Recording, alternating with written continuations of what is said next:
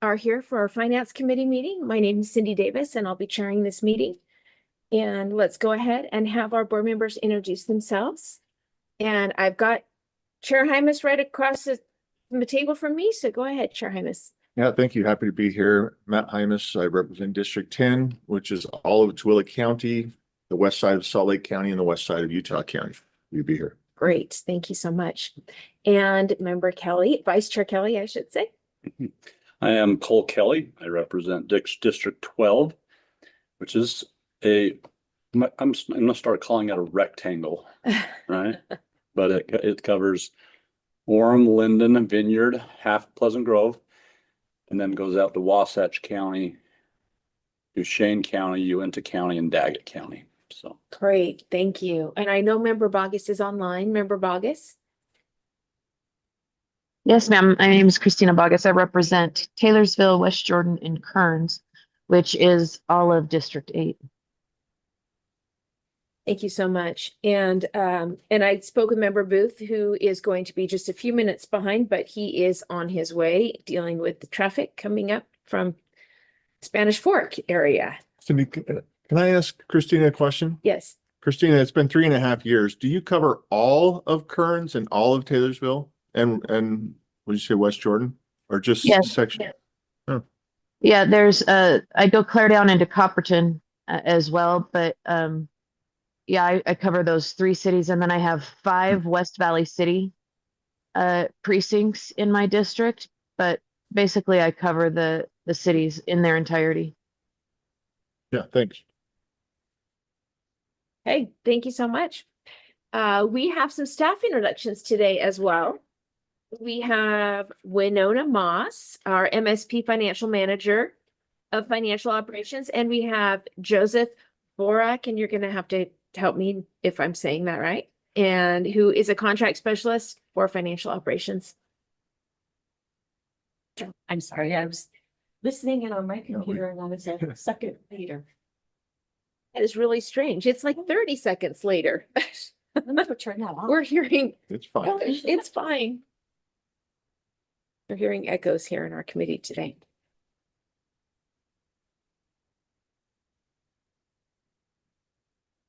The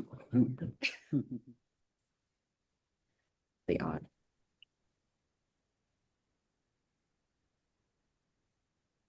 Turned off my headset and so it was blaring. Well, you're up. Do you want to come up to the table so we can get Yes, I do. hopefully it'll catch you from that direction. Anyway, that's okay. You can hear my voice. There you are. Winona Moss. I have been in meetings with all of you. You probably have seen my face.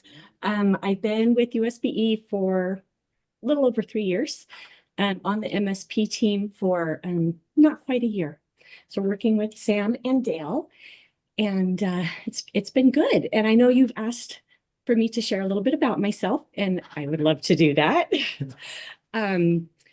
So as I was thinking about what I want to share, I thought, oh, it'd be fun to kind of tell you a little bit about like my work-life balance a little bit and how I manage that. And because MSP is busy and it's a lot of fun and we love to geek out in our spreadsheets, and that's great.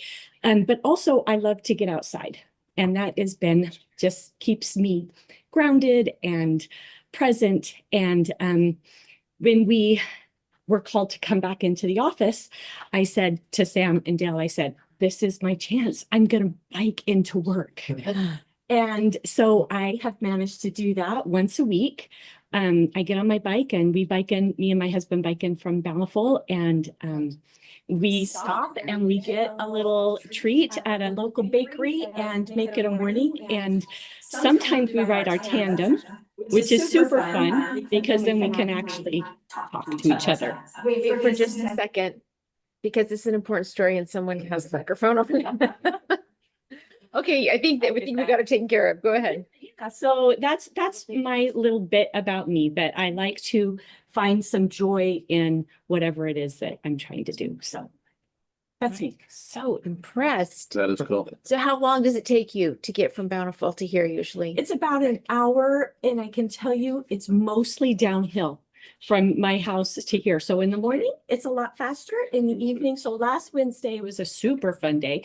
We biked in and it was hot. And so we're like, well, let's stop and have dinner on a rooftop. So we called some friends, we met them there and then biked home after the sun went, down a little bit. We got home right before dark. So just make a good day of it. I love that. Perfect days. If coming is downhill. Yes. Going back is not. It's all uphill. Okay, and how long does it take going back? It's probably an hour and 20, but like I Okay. said, we stop for dinner and we, Yeah. kind of hang out and wait for the cooler. We do the electric bikes and I do that with my thumb and it goes. My So- electric is my husband. Yeah, When we're riding the right. tandem, I'm like, Speed it up a little. no, he does great. He's strong. I will say that when I'm talking with different finance committee members about different things, your name comes up all the time. Oh, Oh, Winona's doing that at so-and-so place. Oh, Winona's taking care of that at so-and-so. And so it's been fun. It's fun to have you here doing an introduction. Thank you. Thanks for all you do for ours. So thank you. Nice to be here. Thank you. It's a dream team. Did you all hear that? You're the dream team. That was a good compliment. Let's have a Joseph. Is Joseph Hello, here? good morning. Good My morning. name is Joseph Borak. I'm a Borak. contract specialist on the purchasing and contracts team. I've been at USBE for a little over 17 years. Loving it. My background before USBE included both education and law. I was a secondary school teacher, and before coming here, I spent part of my career litigating cases, including doing so for the Navajo Nation, which was a really enjoyable highlight for me. And completely unrelated, I think night baseball is America's greatest contribution to the world. Thank you for sharing that with us. That's I'm great. gonna disagree with that either. Joseph, we always feel lucky when we get people here who have a great experience in education, and we feel lucky when we get people here who have law expertise, legal expertise, and a law degree. And those of you that have both, like you and Deputy Nui and some others, just are really just a really special combination. So thanks for being willing to be here with us and helping us here at USBE. Thank you. It's a thrill a minute. So, and thanks for the opportunity to say hello this morning. And thanks for the pronunciation, Joseph Borak. Yes, yes. Thank you. I don't think I said it right the first time. Glad to have you here. Okay, well, now that we got that good stuff in, it's so great to learn more about, if I understand this correctly.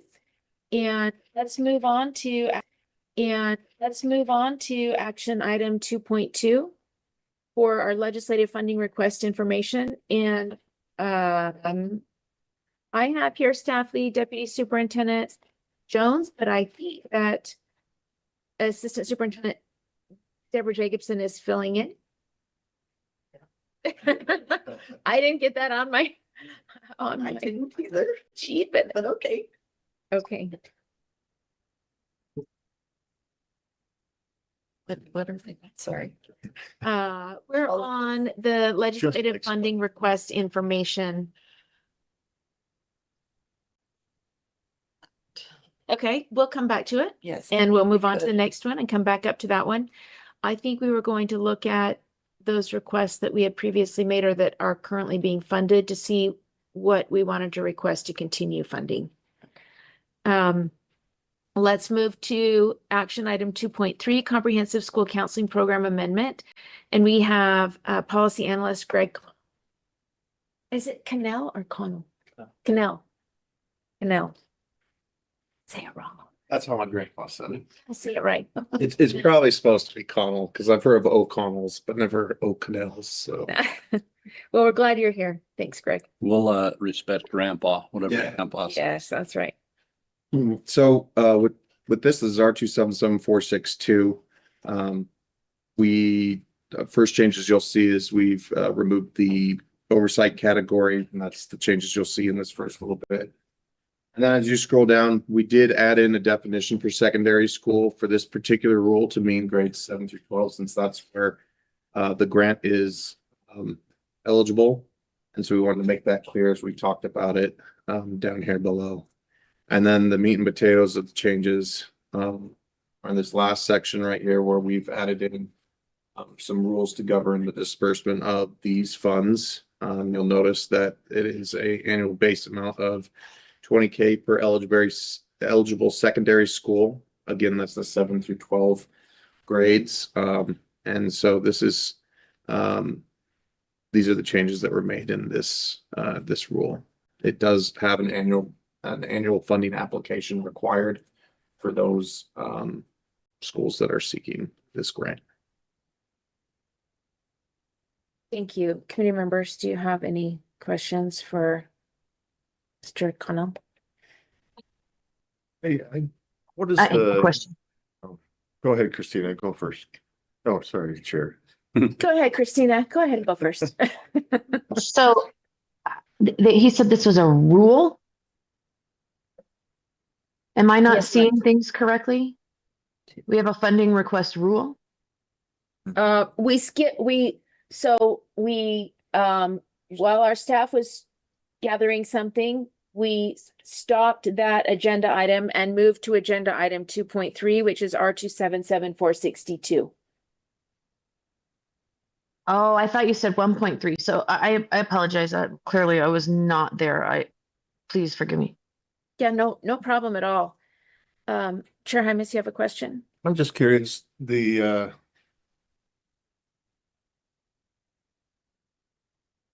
application, is it quick and easy? Is it longer? What is this grant application?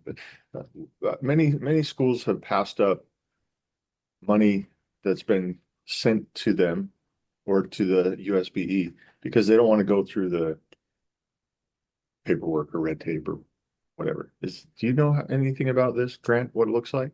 I will defer to our specialist, Bethany Maker. I believe she's online. Bethany, go ahead. Has a better answer than I can. Sure. Hi, this is for all secondary school counseling programs in the state. It's through Utah Grants, and it is not tedious. They go in and just check off the assurances that are in this rule so that they're meeting the ratio of one counselor for every 350 students or less. They mark off, yes, we are doing our college and career readiness plans. This is in Utah code. So no, and we have every LEA in the state. This isn't, everybody's applying, everybody does this every year. So when we say it's a grant, it's in Utah Grants, but it is allocated for every secondary school as long as they're meeting those requirements, and everybody applies every year. So we haven't had any complaints on this. It used to be in the CTE program. Our legislature this year changed it to have school counseling or college and career counseling have its own line item. And so we just took it out of the CTE program rule and moved it over into the school counseling rule. So this is just what moved over. As far as the funding, as far as the grant, nothing is changing. This has been done for many, many years, and everybody does it. So we haven't had a problem with that. Okay, thank you. And then just follow up. Please. As a handful of us have met on like a reducing reports and requirements task force or something, finding ways to just make things easier. It looks like the annual, maybe that just got moved. Annual base amount of 20,000, it's got to be submitted annually. I recognize that the board just did some work that will require more reports and training.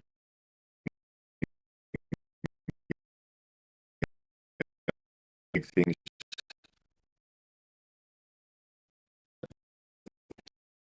sounds minimal, but does it need to be an annual thing? Maybe that's a silly question, but does it need to be annual? Can it be once every 3 years unless the school changes a counselor, or you know what I mean? Is there something that we can do to reduce some of this, or? Greg, what do you May I think? respond, Chair? Oh, please. I'd rather Bethany. Chair, please. Um, if I could. Yes, it Bethany. is annual because it's allocated annually based on what the legislature gives. So we do turn in a legislative request each year based on the number of schools. We do have new schools opening every year, so we have to send that updated legislative request to the legislature, and then it's funded that way. So I believe that is why it's annually. So Bethany, is it in code that the application has to be made annually? Would it be possible for us to renew the application every 3 years unless it's a new school? And then, of course, you'd start your first year.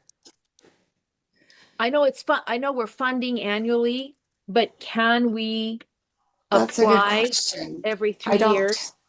I don't have the answer to that, just because that's what we've always done. So I don't know. If you'll give me a second, I can check on that really quick and see if that's an option and get back to you. That would be helpful, but while you're checking that, could you check something else? Some of our secondary schools are grades 6 through 8.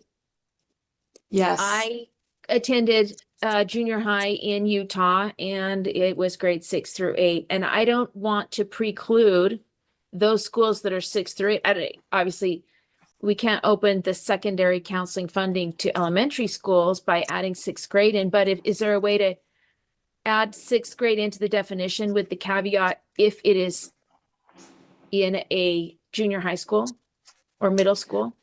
So part of the code in Utah for the college and career counseling is that the CCR planning, that's like the biggest piece of the code. And in code, it specifically says 7th through 12th grade.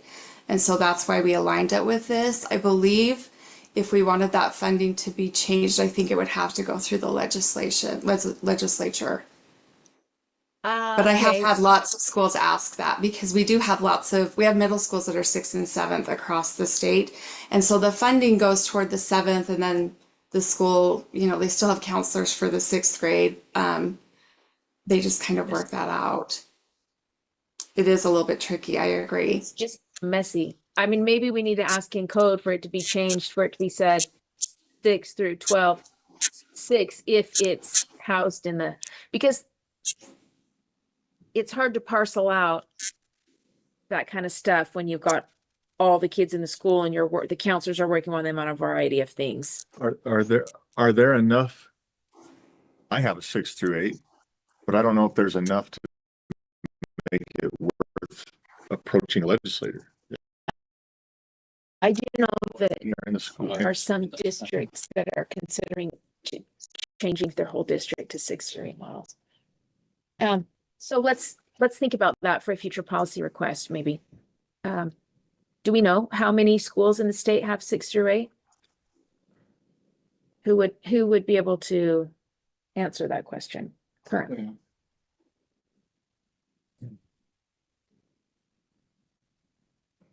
We can get in a minute, so. In a handful of our rules, it does recognize that there are middle school versus junior high, right? You're 9 through 12 compared to 10 through 12. So.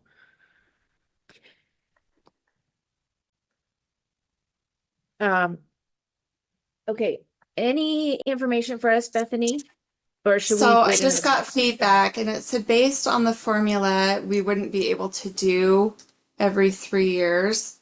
So it's a base $20,000, and then schools that have larger student populations. So after that base 20,000, there's a formula of the leftover money that's then divided based on the school's percentages of how many extra students they have. So the ratio is 1 to 350. We have some schools, smaller LEAs, that might have 1 to 250 or 1 to 200. And so everybody gets that 20,000. But then some of our larger schools, those ratios are a lot higher. And so they take a percentage, and this is from the CTE funding. So we just brought that over, but they take a percentage, and based on that allocation, it needs to be done every year because it changes based on student populations and student growth and student ungrowth. What would we say? Losing students. So, okay, I'm just thinking don't we already have that information in our, like our USIMs and our, Yeah, but we get that Future. every year. When you were asking about the application, if we could do it every 3 years, we yes. update that funding every year based on student growth or student. Right, so I'm wondering, does the LEA have to send that to you? Or can we fund based on the numbers that we have in our own system already? We're trying to cut down on the amount of applications that our LEAs are doing. And Right. if that's the only information that we need from them, don't we But it already ties have into that? all of the other stuff, like with their CCR planning and everything else that's in the rule, that they're just checking that, yes, we did all that. I mean, we That could would definitely not- look at it. But when I messaged, they just responded and said, no, based on the formula and the way the code is written, it's an annual application. If the code says it has to be an annual application, then we have to do an annual application. If the code doesn't say that, it would be great if we could do an application once every 3 years, talking about all of those things. And then for the formula on the off 2 years, just going in and getting the number of students and the number of counselors and then funding based on what we already have in our systems. If we can check into that, that would be great. And maybe we could see if there's an option to do that when this goes to the full board meeting. We could pass this through today and see if we could talk about that in the full board meeting, if everybody's okay with that. Okay, but no more 10 o'clock meetings. Okay, put us in. You're in charge of this. Put us in at 7 PM. We'll get through fast. Okay, so I'm seeking a motion. I move that the committee approve R277462 Comprehensive School Counseling Program Draft 1 on first reading and forward to the board for approval on second and final reading. Thank you. There is a motion that the committee approve R277-462 Comprehensive School Counseling Program Draft 1 on first reading and forward to the board for approval on second and final reading with additional information about applications and definitions of secondary schools.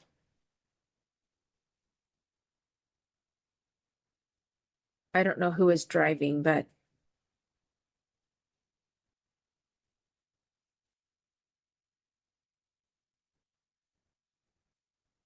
I think it might be Nora Lee. Nora Lee, if you're driving, thank you. Someone's covering for Cami today. You Yeah, get that it right. was great. Okay. We're double great. taking it. So we're grateful for you. Thanks, Nora Lee. I'm Darius. Does that say what you want it to say? With additional information about applications and secondary school definition.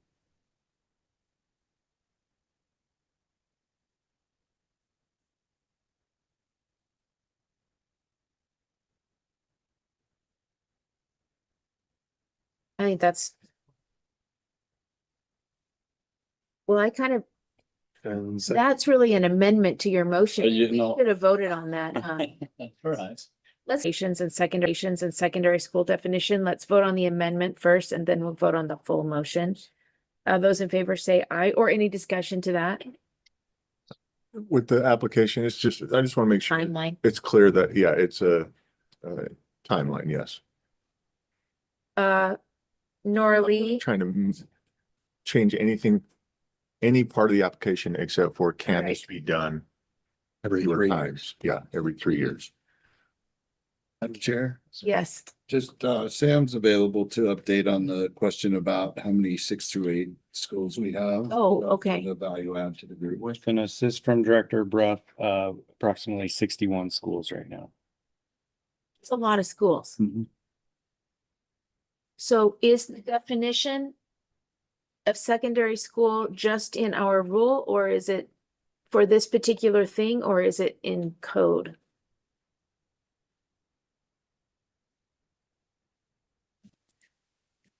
May I Believe it's respond? pulled. Yes.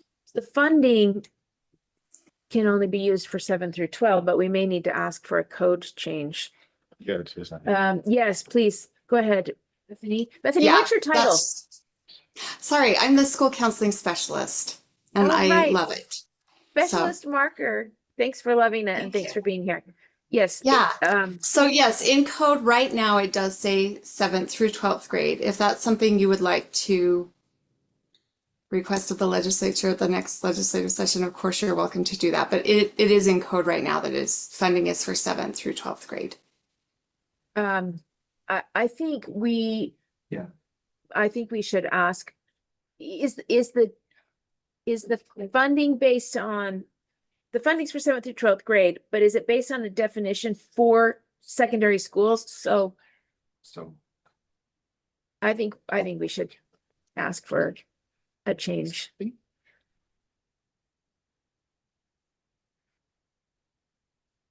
don't know. Let's think on it and maybe we do it in full board. We amend it in full board.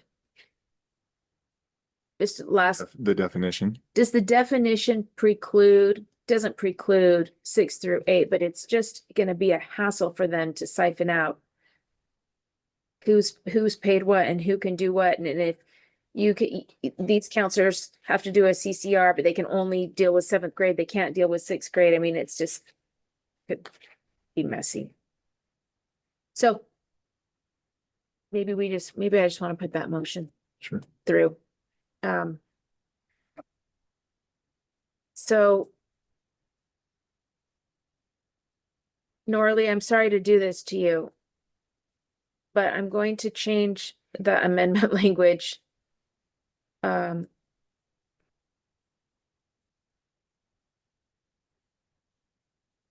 say after with additional information about applications and request staff to work with the legislature on expanding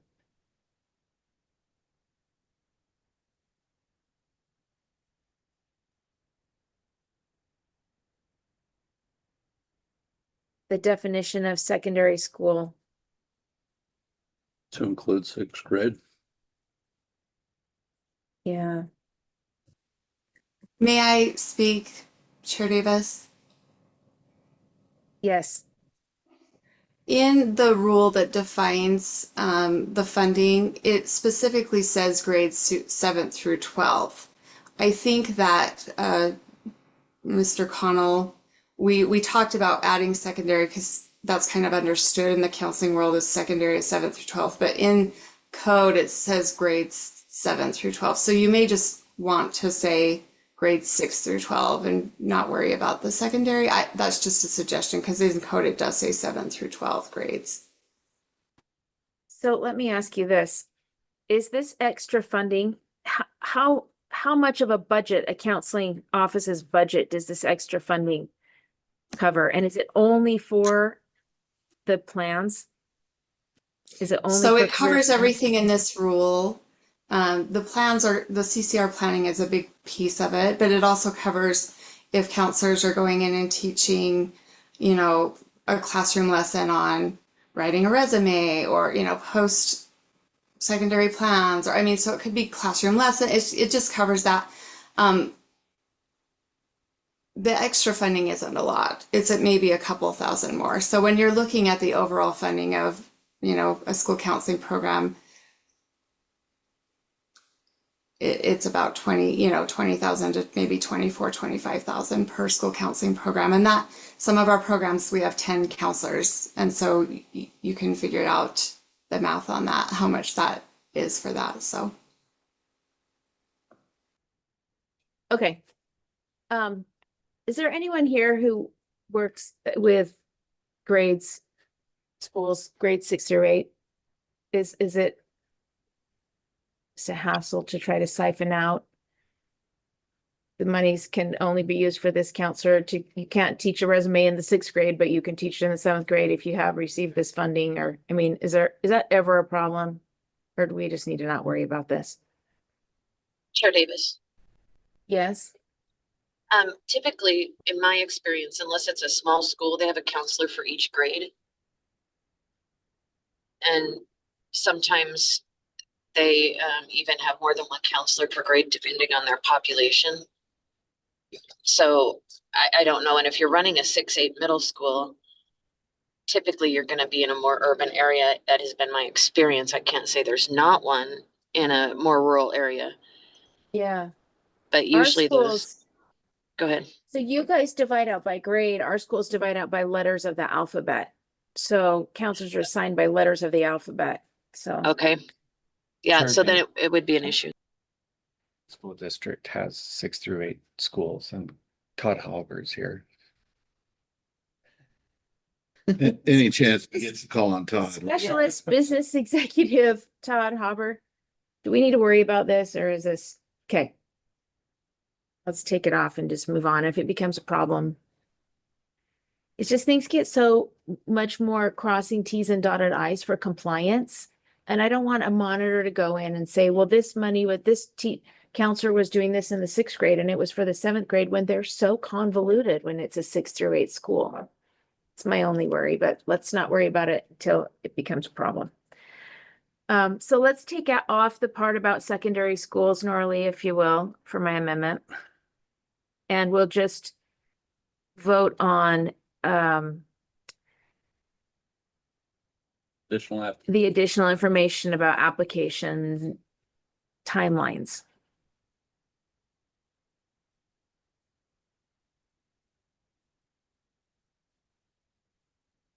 Thank you.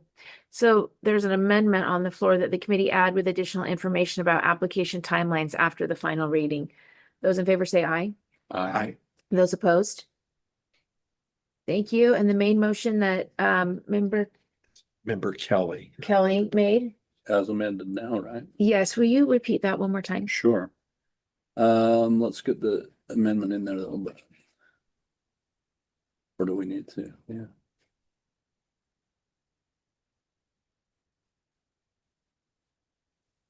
I move that the committee approve R277462 Comprehensive School Counseling Program Draft 1 on first reading and forward to the board for approval on second and final reading with additional information about application timelines.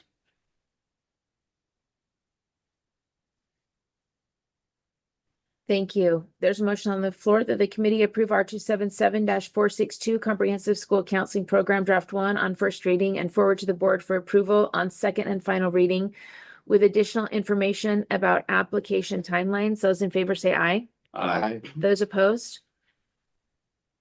Thank you. And specialist Bethany Marker, if you could find a way to get that application down to every 3 years, and on the off 2 years, we use the information for the formula that we already have in our systems, you would be a hero amongst people in the field.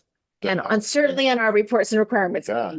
Committee will hoist you on their shoulders and carry you through the LEAs. Yes. So if you want to be hoisted, thanks for your help with this. Let's move on to 2.4, Educator Salary Adjustment Amendment. We have Deputy Superintendent of Policy Elise Newey, or maybe Policy Specialist Greg Cannell. Chair, did you want to go back? Go back to the 2.2 to. Oh, I don't want you to forget it, that's all. oh, Scott's here now. Welcome, Deputy Jones. Also, Member Booth has joined as well and joined quite a long while ago. Personality. You want to introduce yourself or? I think they know me. I'm still here. What I said. When you walked in though, that shirt caught my attention. You look sharp. Yeah. I like it. He always looks sharp. Yeah, He does. I mean, Such, Member Booth and Member Lear are the aesthetically pleasing board members every single time.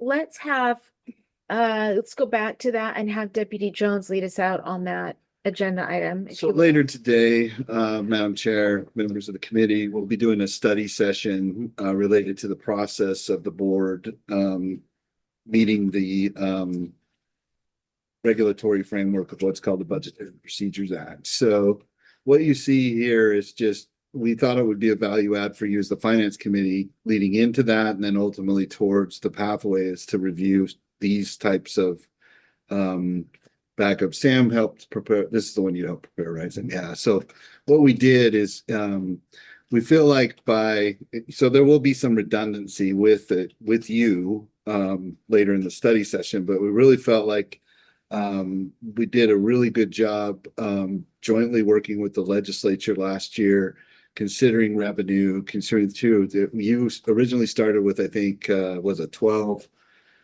priorities, but then as we worked together in the chairs and board leadership, worked with PEA chairs, we pared it down to these priorities here. And so you can see the results of all that work and the results of the process that you take, which again, we'll unpack that more later today. But this, just for your review and the public's review, this is where we landed with what became your 5 priorities last year. So, Madam Chair, does Sam have anything else to add to this, or Deborah? Anything too? Pretty straightforward. I think the key takeaway with this is staff get asked, well, is this worth it? And what am I here for? What am I trying to do? Well, I think it mattered, once we worked jointly with the legislature, because if you recall, when PEA chairs made their recommendations to EAC, their number one was the paraeducators, that too, which came from you. I thought that was a good sign of, the juice is worth the squeeze to go through this process. But again, time is always the constraint there too. They rush through the agenda for PEA, and I'm not saying that negatively. They're trying to get to things and do all that too. But overall, I think, we can walk away saying that we did pretty well with the process, with, your identification of your priorities and things like that. But again, we'll unpack that a lot more in the study session, but we wanted to share these results with you here today. Can we go to the other backup? Can we wait for 1 second? Yeah, This is an action item, right? This is an action item. Yeah, so And is the study session agendized as an action it item? is, yes. Yeah, so what we're trying to do is, if you recall, and this is where I debated about, well, do I do the process with you in here too? Yeah. Or do I wait till the study session? Because, typically we would take the May meeting in Finance Committee. This has been a different year though, because of all the rule changes are necessary, very necessary too, but we still have time. We just, we try to, as staff, we try to support your decision-making process on what you want to propose to the governor in October, and then ultimately what, goes in front of the legislature. It becomes compacted though, because you don't mean in July, and I'm not saying that as a criticism, you just don't, and so that gives you like really just August, September, and October finalize, the first iteration of your submission to the governor's office after your October meeting. So if we want to continue any of these, yes, or all of these, we yep. can make that motion today in this committee, and that will go to the full board. And do we could still do it here, or you could do it because this is also, I believe, in the study session as backup too. So we're really trying to make sure that, we could do it you're the here finance with the committee, right? full You're like the PEA of Or- legislature, right? I mean, conceptually, so that's why in the past we've really tried to emphasize that if we start in May, June timeframe with the committee, and you make initial recommendations as your role as the board's finance arm, then it goes to, so it's not too late, because you could do something like that here. You could make a motion here today, and that would translate to the August board meeting. Or from here, we can or make you a could motion wait- here today, and Yes. it could be shared with members in the study session. Yes. And yeah, they yeah, may thank want you. to Yeah, motion the yeah. full board. Right, so we're trying to allow you the flexibility and always considerations of the timeline that leads to, considering you don't Yeah. meet in July. I as I age and been in this position, I'm really going to say in the study session today, I really strongly recommend that we avoid a list of 10, 12 priorities, that you really try to focus. There seems to be a lot of, so for example, and not by way of competition, but by way of comparison, the JLC recommendation was also in the backups, right? I put the draft in there, so hopefully Lexi's like, oh, Scott, I don't know if they finalized them yet, but they pretty much have 4, core requests, priorities that they want to get to. And that For our really local seems. boards Yes, yeah, fed to them, I think. For the from public. Bottom up. you have those. Can you for the They're in I don't know if I put them in the backups here, but they're in the backups to the study session. So, because board members, there are some board members that did want to see those, right? So we'll see those later today. So, now that doesn't mean that, anyone's trying to persuade you to match theirs exactly, but there is some consistencies. You've seen all the attention that our board members are making towards their special education funding, right? There's a lot of work groups that have been going on. Sam and his team have helped there. Deborah and her technical expertise on with USDB and those things. These things matter, right? We just want to make sure that we're providing you as much information and duly informing you. I mean, board members, there's some board members that have done this. They're like, oh, I've been there, done this, but there's some relatively new board members too. So we're trying to make sure that we provide you with all of the resources and means of getting to the way of funding public education based on your things as the governing body. So we really feel like we start here too with an after action report. Okay, here's what the board put forward and this is where we landed. Pretty good. I mean, considering that, we were told, hey, there's not a lot of new money. And I know we get into those nuances of, well, they tell us there's no new money, and then all of a sudden all this new money shows up. And, well, we don't stand solidly on revenue until, or at least what we're told. And then you see the actions that EAC out of that December EAC meeting where they, budget and we're really, just kind of like in lockstep. But when I say we, the board, you're all in lockstep. Now, I'm not saying that 15 of you are going to all agree on this, but I really do think that why it ended up being that they considered and took your thing is the work that Chair Hymas and the leadership did and other board members in paring this down, right? And getting this to what many would say, and whether you agree with this or not, the legislature looked at was a reasonable ask, right? We aligned it pretty well with whatever information we knew at the time.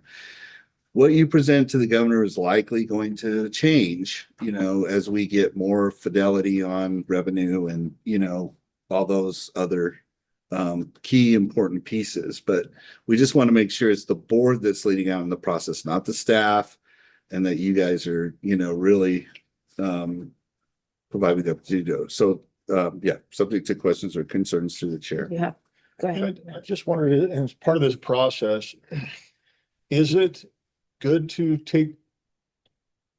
get to 10 and then pare down from 10, or just go straight to, 4 to 5? Is it good to give the governor and say, here's what we're thinking about, we're going to reduce this, but I think that's reasonable, yes. Okay. Yeah, because over the years, what we've seen is that board members are very conscientious of the fact that there are multiple needs. We want to resource our LEAs, we want to get resources down to the kids. By doing that, I think it sends a message that you care and that you are trying to find things. But ultimately, when you pare it down, it's going to be, well, it's reasonable within what we're tracking as, available revenue for it. I saw that interface or that connectivity with the chairs of PEA, with you and the vice chairs and a few board members too. And I think that's what resulted. So no, there's nothing wrong. So short answer is no, there's nothing wrong with doing that. Ultimately, though, we need to be open to what the situation and conditions on the ground with what they tell us is available to do it and run with that. Deputy Jones, Man, are we making a decision on available funding for public education, or are we making a decision on available funding for us to weigh in? Because they're two very different things. Sure. And this is where the tension lies when we're making our priorities, because they say you have this much to give an opinion on, and we say, well, this much is funded, or this much revenue is there for funding. Why can't we, as elected by the people to have a voice in what happens in public education in Utah, give our opinion as to how we would like these dollars to be spent? Why can't we do that? Why are we limited to only how much they say, Utah State Board, you can weigh in on this little bit amount, but for our own projects, we're going to do these other things in public ed. Why can't we say, we love this one. We would suggest you hold on this one. We would suggest this one may not be considered. Why can't we give an opinion on those? And that was kind of the conversation that took place a little bit yesterday was we have supposedly have a $9 billion budget-ish. And if we were to do a legislative ask, we want to keep it under 100 million, right? So you're going from, you're over 9 billion-ish. Yeah. Tell us what you want, million. It's like, Right. you know, So from- when the stuff is estimated to, right, how much can't say, you know, staff here can't say, probably May would say, okay, yes, here, Utah State Board of Education, $200 million of new, start there to set a budget level of specificity or fidelity. Back to what Chair Hymas was saying, which if as long as the fact that, you know, 10 would likely become 5 or something, I think that the juice is worth the squeeze. It demonstrates that you are really being resource needs that you have, right? Your constituents are your voters, but they're also, and your teachers, right? So yeah, you know, possible, but everything is not, you know, that's economics, right? It's the resources.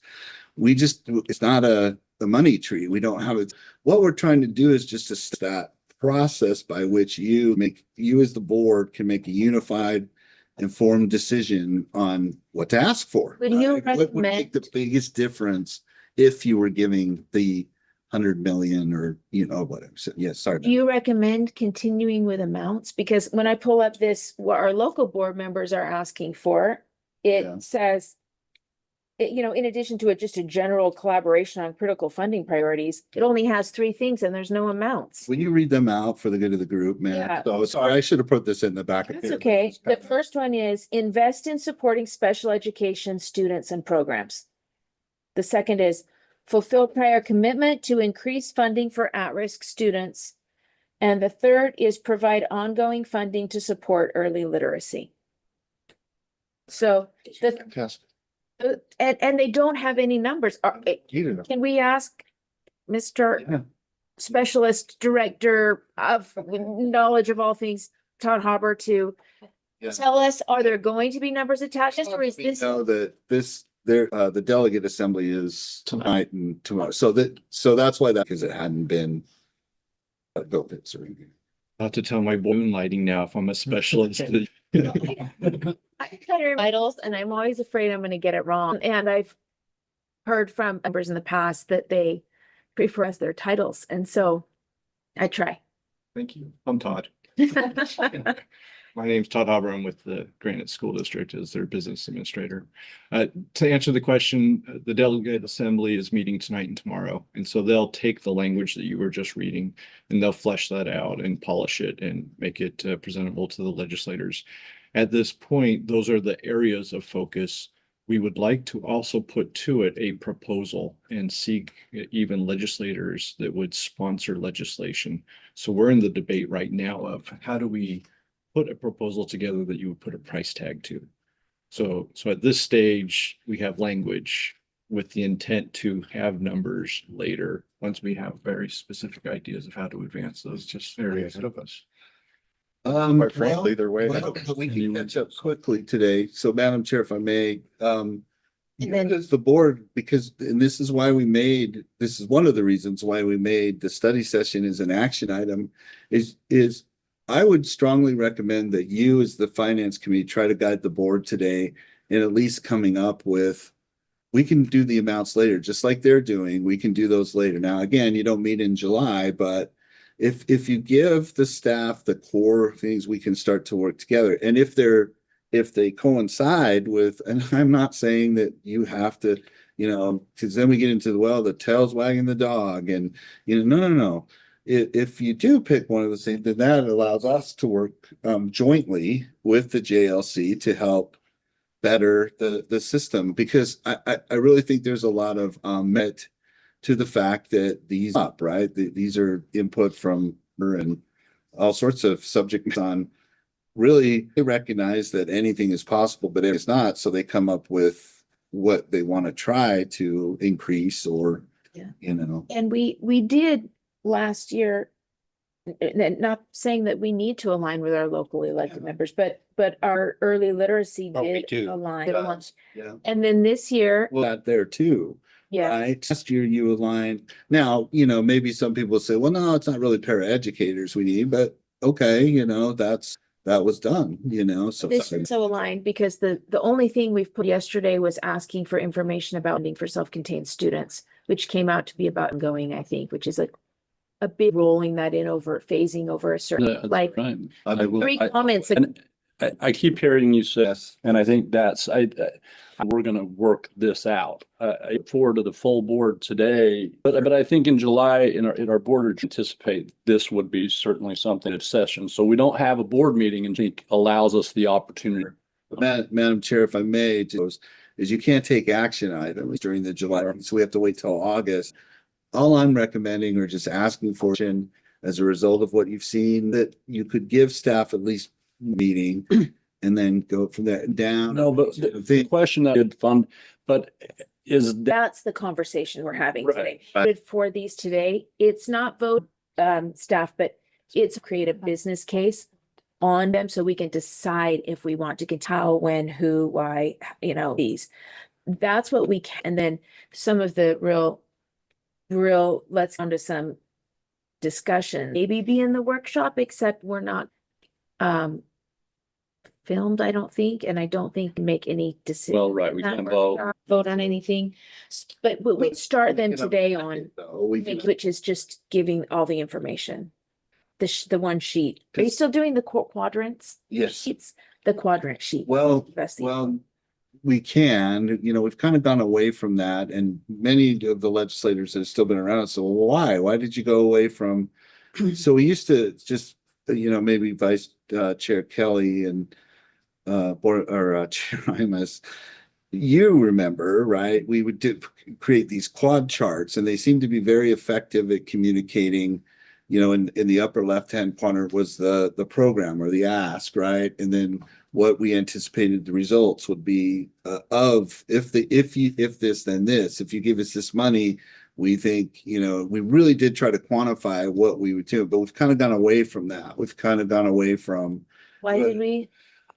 I think that the concern is that by committing to this, that, you know, we were always very clear that, you know, this is what we're estimating, you know, that 3 years from now, if you give us this amount of money, it will move the needle this amount. I just think that, you know, even though we really emphasized to do it, there was just this overwhelming concern that by saying that we predict that to happen, and then if it doesn't, then we're held accountable for that to do it. So what I've seen over the last like 3 or 4 years is more of a pulling away from being very specific and quantifiable, and which is what a lot of the legislators are criticizing us for.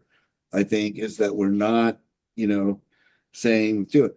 I don't think that they would be upset if we didn't meet your target or we didn't meet the thing. What they're upset about is they just don't feel like there's enough of that, you know, vision of saying it, you know, if you give us this money, Then that. well, yeah, Information on the back What end do you, of the what do ROI. you, and if we miss or we do the things, then we adjust, right? We say, well, okay, we tried that, so, and I just don't think that it would be that bad. I don't think we'd miss by that much, or because these LEAs are doing really well. I mean, with the resources they have, I mean, you know, we do all these studies, you know, like how much funding Utah gets, and we're last or second to the last in the nation sometimes. Yet academically, we do pretty well, right? So we get in that kind of catch-22 of, we don't need more money, you're doing great. Well, yeah, we do, because if you give us more money, we'll do even greater, right? You know, because the teachers are doing great. They are, you know, and you know, your Granites and your Salt Lakes and your charter schools, you know, all of them are trying, you know, it's not from lack of trying or doing those type of things, but then, you know, you as the board make those informed decisions, right? Welcome, Member Boggins. It's great to see you. Well, I'm gonna put a motion on the table and then we can debate it out. Well, just, was there something else in there? Yeah, I used to do that in the board meeting before they fixed the lights. Do you remember that? Okay, Yeah. 2 more Is slides. that okay? Yeah, just to make sure that, because again, Almost 2 years to fix. this is where staffing, okay. Yeah. Sam, zoom in on will you that. walk them through that a little bit? Yeah, so the graph below is the same information as the table above, but if we can zoom in on that table, Yeah, there you go. Perfect. Okay, so this just walks you through from fiscal 23 to fiscal 27, our WPU value increases. So we started at 4,038, we're up to 4,870. That's about a 20% increase over those 5 years. You can see that the inflationary percentage has trended upward, while the discretionary increases, largely due to the inflationary pressures, those discretionary increases have dropped and then fallen the last 2 years to zero. So you also see a trend of the ongoing funding increase dropping, and so last year we were at about 107,000. And I don't fixate too much on these exact numbers, but because there's been so many reallocations in and out, it's hard to, keep track of all of it. But the way that we measured that ongoing funding increase was the total income tax to public ed, the total uniform school fund, which is part of income tax, and the Teacher and Student Success Act funds. So we went from a high in 24 of 641,000 in new 641 million in new ongoing funding, down to 107 this last session. The one-time funding, which is mostly the public ed economic stabilization account that you see on the right, labeled as PSRA, that one-time funding has been steady. And this last year, there was about 395 million in one-time funding. So in the study session today, we take that a little bit, an additional step and list out all the programs that were funded out of the PSRA, right, Sam?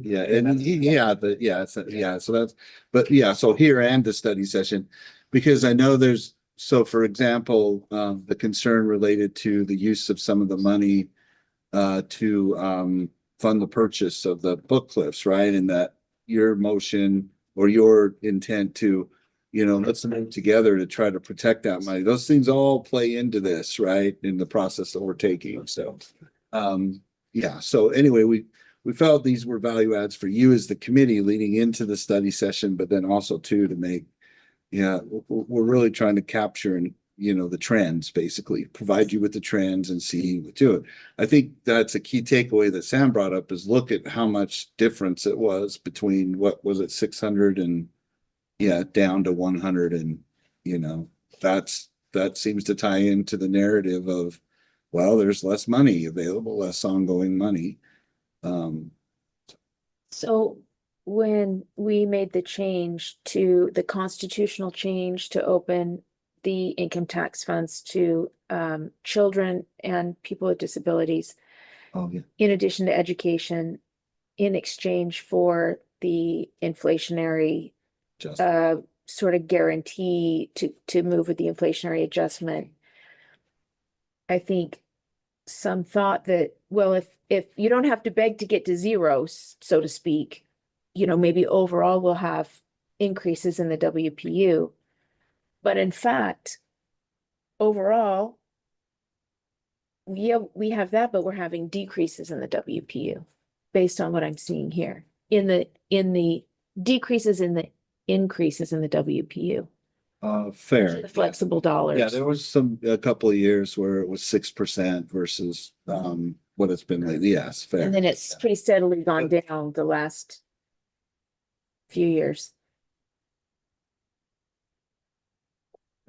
Okay, just pointing that out. So if we can, well, just to show the next one, which is the breakout of the specific programs that are funded from the Deborah and Sam use that acronym to trip me up all the time. So yeah, PSRA. So economic stabilization account. Okay, everybody. Just a little bit, I guess. Yeah. So So what PSRA means for the public, the economic stabilization account, yeah, that's good. I don't know. public education stabilization account. Education. So anyway, The RA is restricted account. yeah, it's restricted. Yeah. So I get What is it restricted to? for. Well, I think it's more restricted for public education. Yes. I think that's a better, Right. not two, but it's restricted for It's the public rainy day education. fund. Which takes us Yeah. back to the Yeah, which, conversation about why the money now that was 50 But- million was taken out of the stabilization account and Yeah. is earning interest in the Department of Natural Resources account. and, just like, parallel or, for additional consideration, we have legislators running or looking to try to turn this more into an interest bearing, things like that. These are all going to play into that. So what we felt the value add here was to make sure that you and the public know Dial crazy, man. what's currently being funded or what programs are being funded out of this source or, resource or restricted account specifically for public education. Because you may want to send a clear message that you want to see this happen again next year. Or, I think that, so this is kind of good news, I think, is that when this was set up and, so the formula basically is 15, correct me if I'm wrong, 15% of the income tax goes into this, but the balance can't exceed 11% of the MSP thing. So it has done that. So they're finding ways to spend that money above The balance can't exceed. 11%. Yeah. Of the MSP balance. The So MSP. this can't ever be more than the 11%, So more than what the. it is, I think that's where you find that they're moving or not moving, but they're, funding. And then it's, well. In that case, Yeah. in that one case at least, but these are great. Well, go ahead. This means These are great. we met They- the 11%. This is the Yeah. excess we have. Right. Each year. That's what this. And that's what this is funding this. Yeah. That's what's funding these. And these are all one-time funds. Because remember, it was, you hear terms like rainy day fund. So they wanted to, as part of what you were talking about back when we were doing when was that, 2020, I think, they said, okay, we need an assurance of that there will be money for the, rainy days. And it's just, so That's what this there's, is. yes, yeah, that's it's a base amount, 15% from the income tax goes in, not to exceed 11%. So when it does, they look at it like, oh, well, there's a resource here to fund. I do think there's wisdom, our legislature has wisdom so that they can Yeah. protect the WPU and other things if we hit a bad shortfall Right. year. But so the question is, we, if we want to give an opinion, first of all, I think we should ask our staff to create a business case, at least for our 5 top priorities from last year, so the board can consider if we want to continue those or not when we make those decisions. But do we and should we give an opinion about these one-time use funds, or can we Mhm. make an opinion about the whole thing? I mean, without breaking them all up, or just saying, Well- look, we think this was a pretty good use of those one-time funds. Yeah, so I think there is I think a high probability that we'll have to go through some of the same iterations we did last year with, show us what you would do if you had to reduce by 5% or, maybe not, but, we should do that anyway. You should look at this and say, is there some better use for these funds? And just as you put out just now, like, well, let's look at our 5, what ended up being your 5 priorities. You should look at this too, and say, hey, rather see if these balances are available, which it does look like they will be, that we can, I have a question about one of these, but I don't know if other members have comments or questions before that. Is this, Lots of questions. It says FY 27. Is it suggested? Is it pending? No, this is in place for fiscal year 27 that starts on July 1st. This is what's gonna prove. Just got voted on this year We're reviewing by the legislature. results of the last legislative session or what, was put into our budget. For the upcoming Yeah, legislative session, here, this is how much, yeah. we would want to review these and go and advocate or See this in eliminate or 28 or you. No, I do not want to see this again in So, 28. yeah. I can think of a lot better ways to spend $77 million. And I know the total is a lot more than that, but that's the one up top that I just think that's a waste of money to fund schools for students they don't have.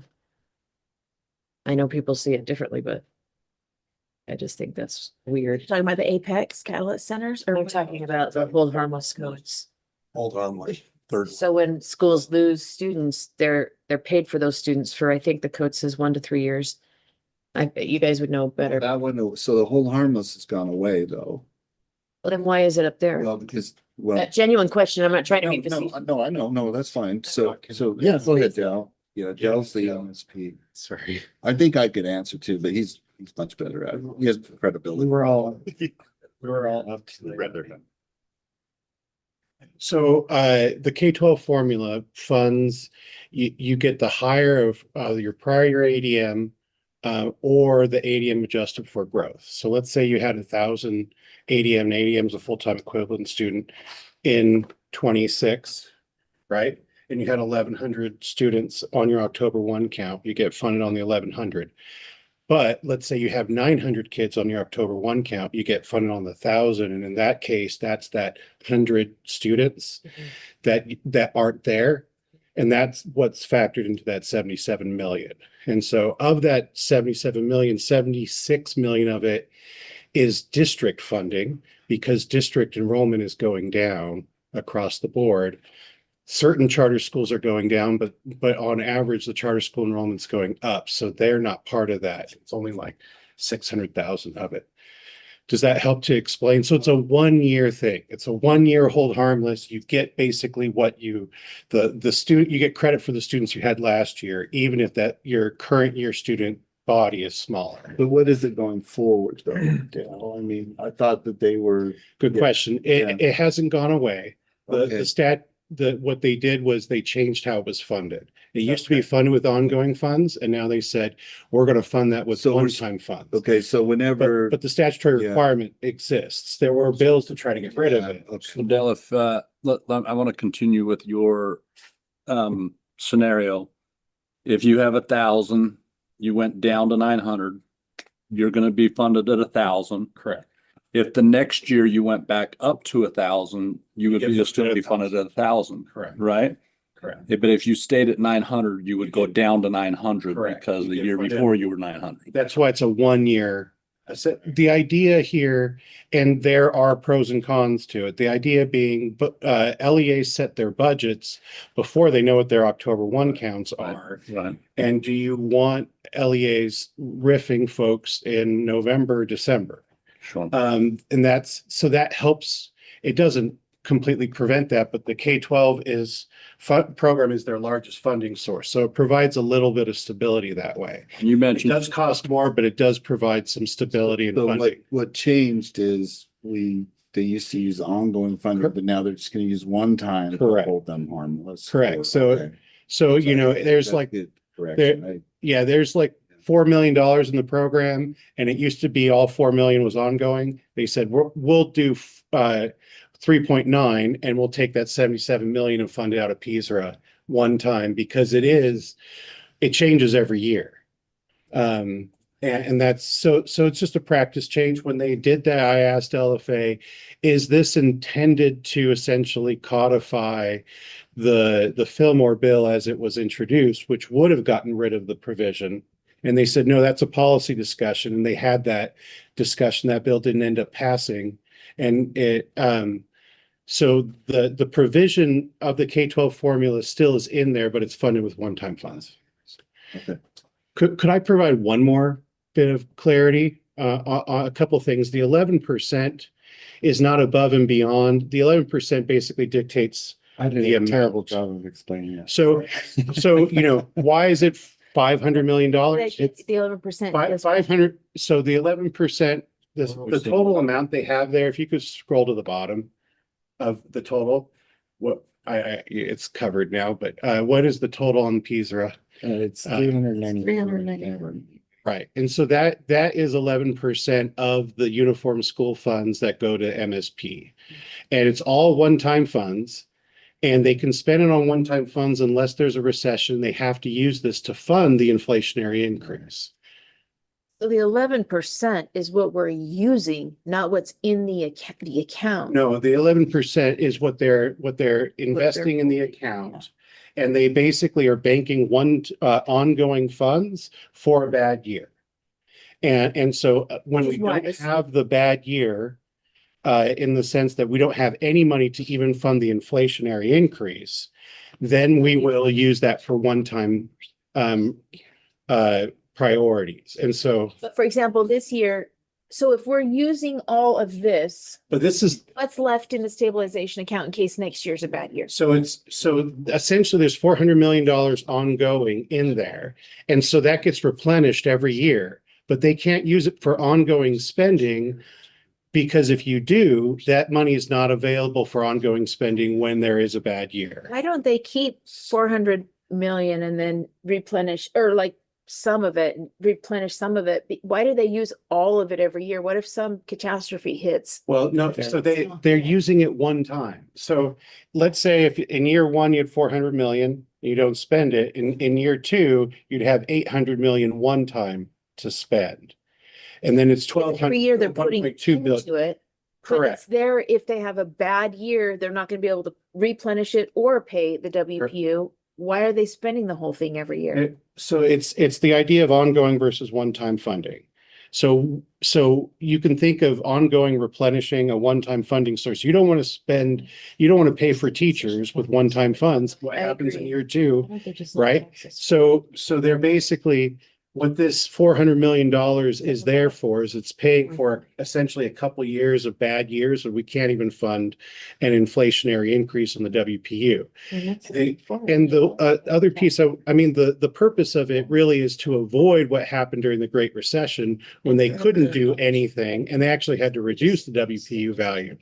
One other piece of context I wanted to give on the WPU value, yes, the increases have gotten smaller in the last few years, but if you look decade to decade, we're well above the 2010s. 2010s. Agree with that. And to cyberspace, yes, we're grateful to not be. You know, so in 2010. in the 2010s, we were at, there were 1, 2, 3. Right. You rarely got to 4%. You never saw 5 or 6%. Agree. And so what in effect has happened though, is that most of the ongoing spending is spent in the inflationary increase. It's in December before we even get to the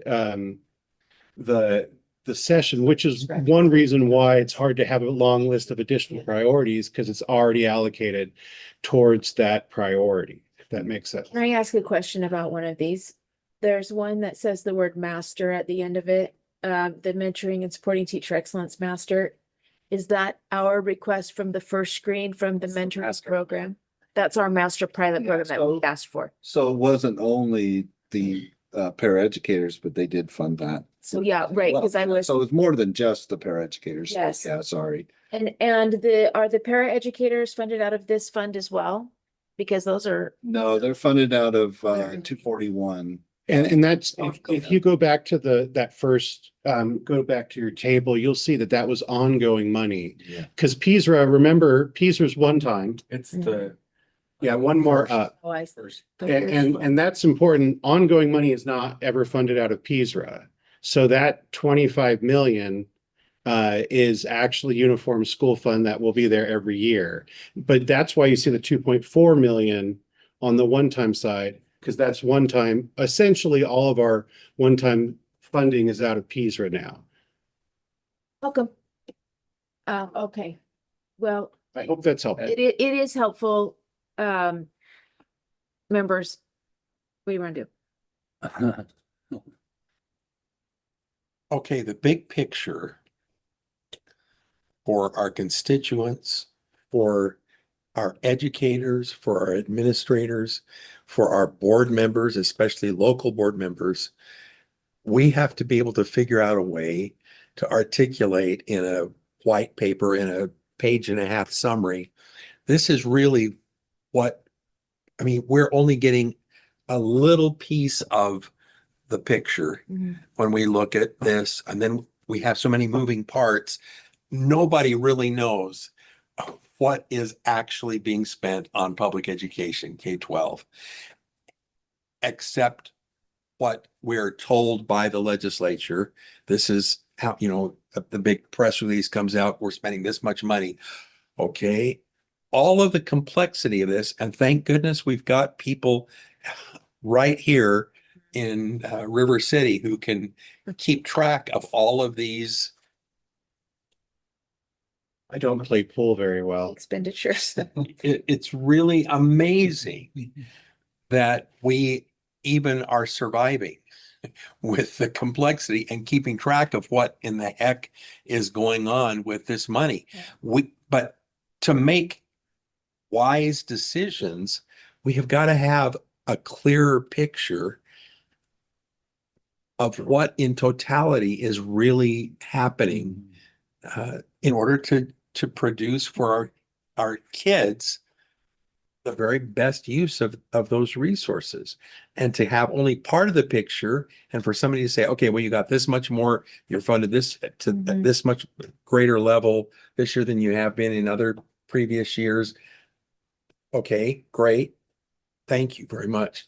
And what does that mean? And how do we harness these resources?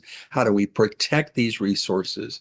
How do we make wise priority adjustments in order to get done what really needs to get done, and not just go with a system that's just charging on ahead as fast as it possibly can. And no matter what we think or what we recommend or what our local boards are recommending or thinking about or discussing ad nauseum in all of these meetings they're having, we have very little input on what's happening with kids in the classroom. But we do have some. We do have some. And so But I think it's our problem that we don't have more impact because Everybody here would of agree, the I think. complexity and we don't understand how to work through all of this amazing information that people have at the tip of their tongues right here.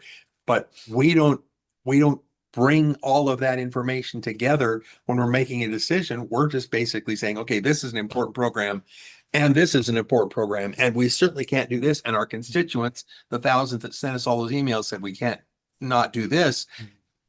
That's no way to make decisions. These are pretty helpful though. Oh, I think these charts are pretty helpful. Absolutely. And, and to add to the complexity, you got the whole property taxes issues and expenditures. And luckily at this point, that's not what we're thinking about when we're talking to the legislature. At this point, we're looking just at income taxes, ongoing funding and one-time only funding. And for this meeting today, we're not even deciding what we want to ask for funding as a board. We are just deciding if we want our staff to create business cases for these things or other things. This committee asked for financial information on special education, self-contained, what those dollars would look like. And that's where we had the 89 million.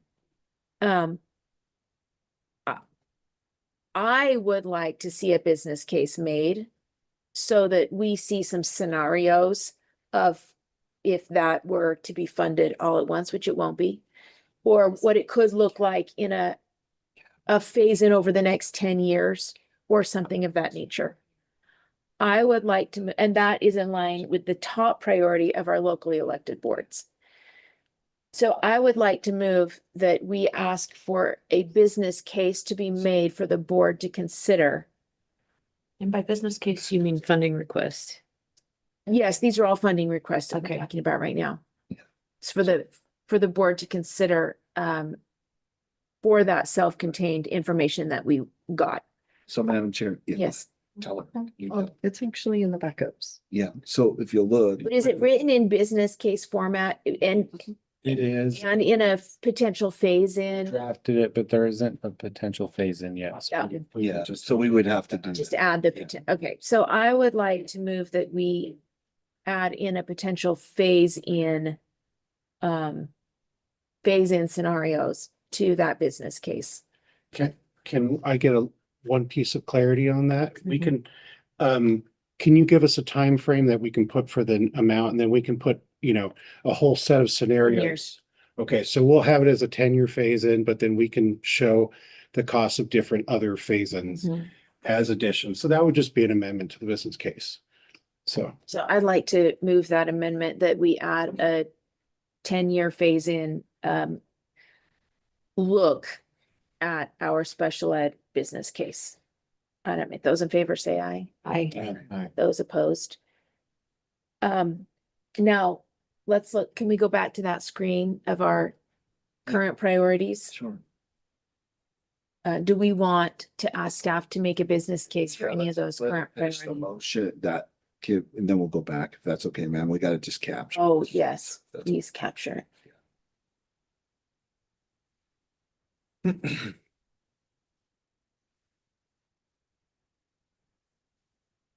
To my knowledge, that's the only thing you've asked for a business case for to this point. Yeah.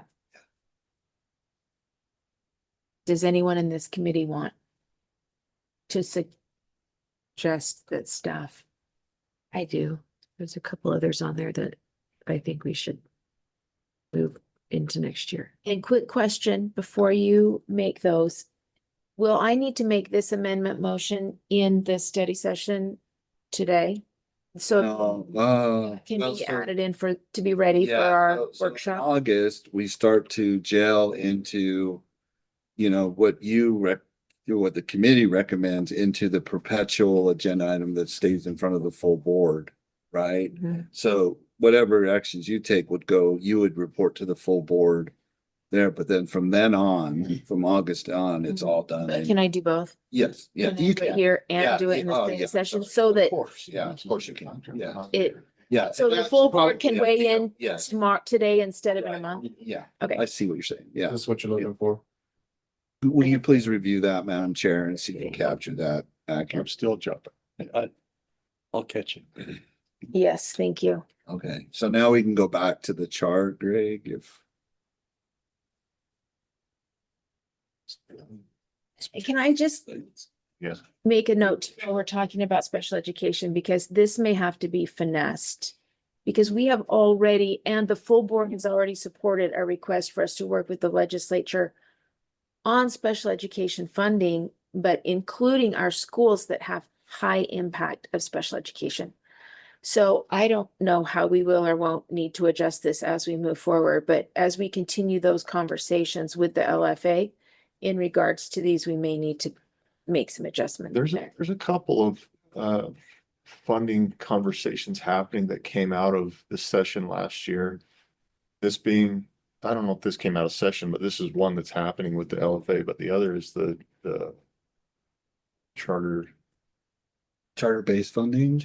So I should, Oh, so we have that work group going on. yeah, that's what I'm saying. That Is was, that going to affect anything here, or we just, is that it strict? is, So that's a good question. So through the chair, we're working on that with Nestor Right, Rodriguez right whenever- now. Yeah, whenever we have joint work groups, right? Because my understanding is the LFAs attend those too, right? Is then GOPB. So then it becomes so I don't know the answer to Chair Hymas's question yet, because if there's recommendations that come out, sometimes the LFA carries those recommendations back and a bill is opened, or, so then you as the board could say, well, it's what we want, but the process is being done by virtue of the legislative process, right? For doing that request. If not, that's what we rely on, is that work group to decide or recommend what process is best. This should go through the board, and the board should do a business case and, do it that way. Or if the LFA representatives are there, or GOPB, thank you, sir. GOPB is there, then we can do it that way, So I don't know yet, I don't know what the answer is, but inevitably we do pretty good with following up, right? Or from what they recommend in previous work groups on different subjects, but fair or what? Yeah, I don't know what you've Board talked. that's required by Senate Bill Yep. 186. Right. So there's nothing inherent that, but the board could choose to support a business case related to that. Yeah. And, yeah, I mean, you could direct that now. We could get start. that information back from Nestor. When are we gonna get that study back or that So information? it's ongoing. We meet every 2 weeks. We just met Wednesday. It's not only, LFA and GOPB, but it's, the charter associations. So UAPCS and UCN. We have a business administrator from a school district, some business administrators from charter schools. So it's a working group right now. Just by way of update, John Plummer from our team has built an awesome dashboard, and I can give you all the link to look at.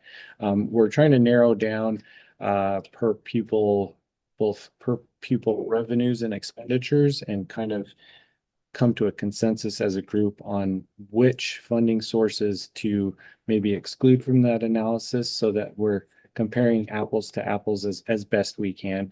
That's one of the big challenges of the whole thing, right? It's pairing districts to charters and trying to get to what right is on parity. But we're just in that process of kind of narrowing down what we're going to focus on, what data points to include and exclude, and why, and then So I'm not continue making recommendations. hearing that this is going to be something that we're gonna get anytime soon. It may come closer to when the session is. So the report is due in December. So over the next couple months, we'll finalize. So then we may need to adjust how we're supporting, and what we've tried every year and have been less successful. So when I talked with Kim and Senator Baldry, we thought we might be more successful starting out with a bill file and this information from these studies, and then taking a support or a non-support that way. I don't know. But there's nothing wrong with being initially being Madam Chair, through you, duplicative. You could, for now, make it one of your and have us develop and keep you doing that. But then as we get closer into December, when the report's made, I think by then we would probably know, well, a bill file's been opened, and and then you could just back off of that, right? Or there's nothing wrong with that, just so everybody knows that we're running parallel to each other. It's a joint effort.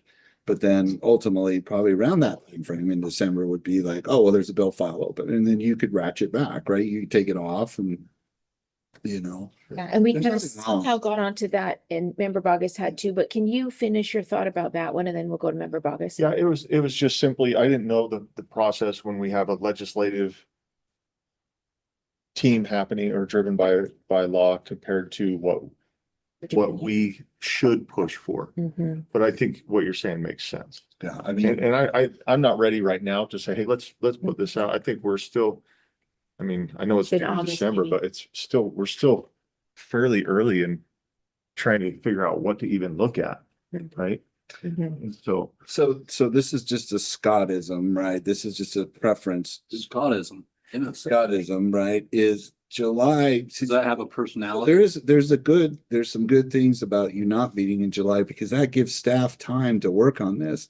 I just don't want to lose the opportunity to do something for you or, with you over that time frame. Not that I'm trying to find work for us or do anything, but what I've seen in the past is that month in July really helps us get, Yeah. in a rhythm with you. I think you're gonna Right, get and some that's what- now from Member Okay, Bogus. and so, if you can give us something to work on during July, so that when we hit the ground in the August meeting, we're, you know, kind of in lockstep with that process. We get it, you know, you're gonna ask for more, you know, development of business cases and things like that in August, fine, and then we bring those back to you in September. Then you review them, and then October's meeting, and then we push whatever you decide or direct to the governor, right? But then after that, you can pare it down or do, because better specific information comes available to us, so. You meet with the chairs of PEA and, you know, EAC, and we start that. Before I get to Member Bogus, I'm going to remind us, we have a very long agenda and we're at the very beginning and it's 10:10 and we are going to take a 5-minute break after this agenda item because we started so early today. So let's try as little as possible to, we've gotten a lot of background and spent a lot of time on it. Let's now take the motions and decide what we want to have business cases made for the board to consider and what we don't. Member Bogus. I would just move that we create funding requests for 2, 3, and 4 on the screen. And then there's some updated numbers for one of them that I'm aware of, but I think our staff is capable of updating those numbers. Would that be correct? Yeah, we're capable. Okay, there's a motion on the floor that the board create. Or that we direct staff, or whatever we need to do. Sorry, Cindy, I apologize. Chair Davis. Yeah, that's okay. The board directs staff to create funding requests. Well, I think it's just the committee. We just asked them to create a funding request to take to the board. Yeah. It's 2 through 4. Where? Well, this has to go to the full board. This has to go to the full board to direct staff to do a funding request. Oh, okay. I think. I thought all the parts, right? I thought you guys created the funding request and we took the funding request to the board. Is that not? Doesn't the full board have to then also direct you to, or no? No, so, well, if you want permission, so if you're recommending to the board that the board direct us to do that, then they won't see this until August. So what we can do is direct staff to create the funding request to bring to the full Yeah, board. because we're a little bit off on the time. Okay, So yeah, because we're a little behind on time. Member August, well, because again, we're trying to use that month of July to really set good conditions for your decision-making processes in your August, starting in your August meeting, right? If we have to wait till August for them to ratify your recommendation to work on it, then too, I would rather have July to work on them. Okay, so Nora Lee, can we change the word or board to committee? It's Greg that's typing right here, man. Greg, All good. Yeah. policy analyst Cannell, can you please change the word board to committee? Yeah, Nora Lee did it, so. Nora Lee, who is doing what? Nora Lee. Nora Lee. You. That's what I thought. 11%, Nora Lee, Greg, whatever. So there's a motion on the floor that the committee directs staff to create funding requests for items 2 through 4 from the board funding requests 2026 session document and bring them to the board. Those in favor say aye. Aye. Aye. Those opposed? Thank you. Can we see that chart again? Yeah. Yes, ma'am. Great. I'll do it. Okay, all right. I'm gonna move that the committee directs staff to create a funding request for master pilot program. And It's not a pilot anymore. Well, it won't be. Yeah, go ahead. Don't. so we need to call it master program because it'll be the 3rd year, right? Yeah. For master program. So now this, if I may, just real quick, ma'am, now we're in the space of, well, we created this pilot. Is it working? Well, yes, that's what I'm gonna speak to right Yes, now. Okay, sorry. So this came about from some of our board members, myself, I can't remember if anyone else came, and some of our staff, and we went and met with other boards from the whole Western United States. And we just tried to gather a variety of ideas of what people were doing to retain teachers. And one of the biggest things that came out of that meeting was that there were teachers that wanted an opportunity to grow in leadership, but didn't want to be administrators. And so we brought this idea back and fleshed it out. And our staff has done a ton of work on this with our LEAs to create these opportunities for teachers to be coaches and leaders of other teachers without leaving their classroom. And so I really would like to see this continue, because we have heard, at least I've heard from our staff, and maybe we need to ask if they've done surveys too with them for the full board, but we have heard that this has been amazing. And so I would like to at least see a business case created so the board has the opportunity to consider us continuing it or not, because this came from our board. This was our baby. So I don't want to let it go until we've thoroughly considered what it's going to cost to continue and get some information from staff about it. So there's a motion on the board that the committee, on the floor, that the committee directs staff to create a funding request for the master pilot program and bring it to the board. Those in favor say aye. Those opposed? Does anyone else want to make a motion about the one-time only requests or the ongoing at the above?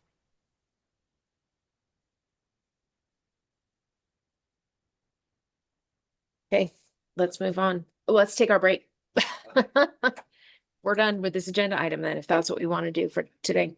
Do we want to Try to be careful because that thing is on me. JLC? What's that?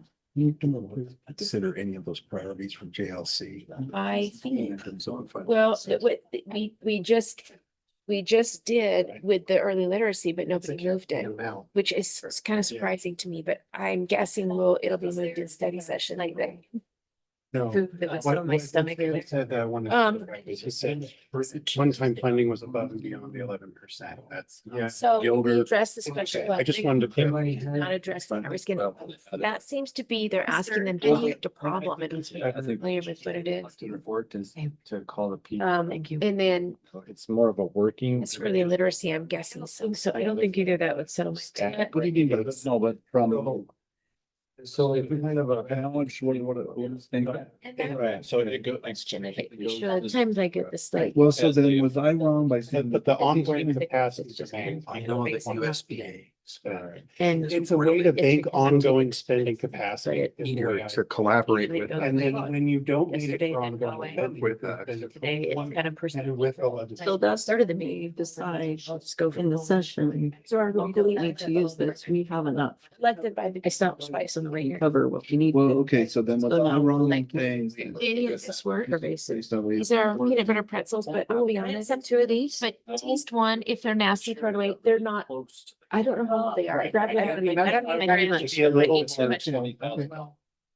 Any of these? Pretzels might. I wanted to say that. It's got peanut butter in the inside. I still think it will work. 3/8. Just Here, enough. I'm gonna try one too to see if they're decent or not. They're taste like they're supposed to taste. I was thinking bread crackling. I'm with you, I'm with you. Yeah. Or not. Exactly how they're supposed to taste. And I'm not saying they're old, but It'll probably be just I fine. put them in But they spend this. most of it, but not all. I mean, it's still, we can, because that was kind of a heavy lift that we just did. But it's one of the most important things that we do each year. So thank you for really thinking carefully about those. So now we are on item 2.4, which is R277-110 Educator Salary Adjustment Amendment. And we have Deputy Superintendent of Policy Elise Newey And I'll be. and For, Specialist Canal. R277-1101. And before you start, can I just say, most of these coming up are minor adjustments to recent legislative changes. That's why I feel we can go quickly, because they're just minor alignments. Go ahead. I will go quickly as well. So we removed the authority and the oversight category from the authority and purpose lines. And then we did some updates from legislation in line 46 and 48. You'll see that we removed the specific date and added a more broad category for that. And then down in line 68, 79, and 82 is the next changes that we've made. So this is adding in that it's eligible according to the Division of Professional Licensing. And then we removed the specific amount for the stipends and made it more broad, that there's a baseline adjustment based on code, and then remove the dates and put in from the prior fiscal year. So those are the changes to this rule.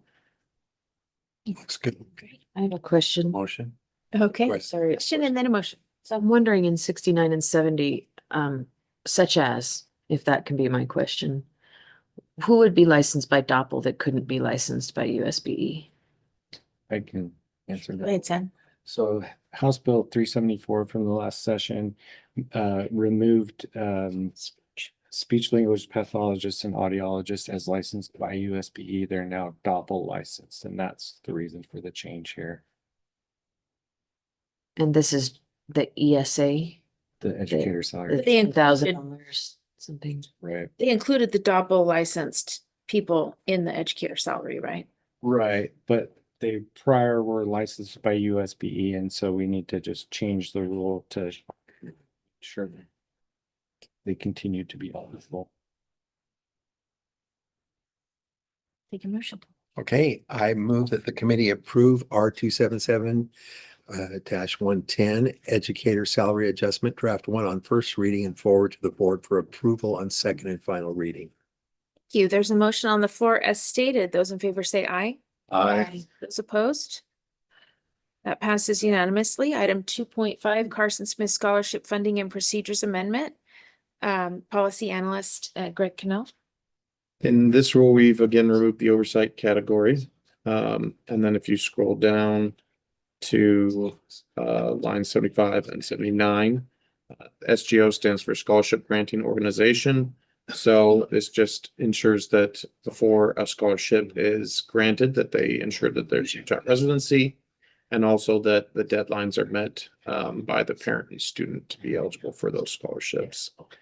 Then down lines 90 through 95, as well as 101 through 106 are our next changes. This gives some particulars on the scholarship. Physical education, extracurricular activities can't exceed 20% of the scholarship. There has to be an appeals process for a parent or student that are denied the scholarship reimbursement requests. And then there's some stipulations that a scholarship granting organization can't charge fees onto the scholarship student, or and that if they do use if the scholarship granting organization does use a third party for their contracts, they have to publicly state that as well. Those are the changes in this rule. Thank you, Chair Hymas. Just a quick question on 78, and it's not to make an amendment here, but if or 79, it says eligible student must accept or decline a scholarship offer. What if you don't ever hear back? Is that a decline? It's a good question. I don't know. Okay. It's out of my head. It's not going to change my vote. It was curious. So let's move on for the sake of time. Maybe I'll just Can you tell me what lines you're referring to? 79. 79. Still don't know where that money sits. I reach out to families who never return my call, and eventually that means they've declined, right? Eventually, I just don't know how long that is. Doesn't it read that The deadline, they must accept, and so lack of an acceptance, if the deadline is missed, it would be a denial. I guess that's the The way I read that is if they must confirm acceptance. If they don't meet the deadline, they're denying the scholarship. Yeah, that's what I'm asking. They're just That's how I that's read that. I believe that would be a reasonable interpretation. I think that where Chair Hymas might be making a point is it says or, right, which makes it seem like you have to do one or the other. So maybe that's some language we need to look at. If the deadline hit, like I agree, I think we're all right here. Like, if the deadline hits, then your choice and your or is moved. Yeah, and maybe clarification because of that or. I don't know if it warrants it. Like I said, let's not spend any more time on it. But I appreciate it. Thank you. Yeah, I'll seek a motion. Let me pull up a agenda memo and I'll make one. If I could share, thank you. I move that the committee approve R 277-626 Carson Smith scholarships, funding and procedures, draft 1 on first reading and forward to the board for approval on second and final reading. Yeah, there's a motion on the floor as stated. Those in favor say aye. Aye. Those opposed? It passes unanimously. We're on R 277-445, classifying small schools as necessarily existent. And we have policy analyst Canal. Maybe one of two of your favorite bills today or rules today. This is just a continuation. So the only changes we've made were removing the oversight category. The rest of the rule stays the same. The only thing better would be a repeal. Those are my favorite rules. Yeah. I'll seek a motion. I move that the committee continue and approve R 277-445, classifying small schools as necessarily existent, draft 1 on first reading and forward to the board for continuation and approval on second and final reading. There's a motion on the floor as stated. Those in favor say aye. Aye. Those opposed? Action R 277-460, distribution of substance abuse prevention account. On this rule, we made some changes. So we updated code to be the correct code. And then added in some language to clarify that since the update for the code at the very beginning. And then down towards lines, there's a few things like removing board from the application, like in line 59.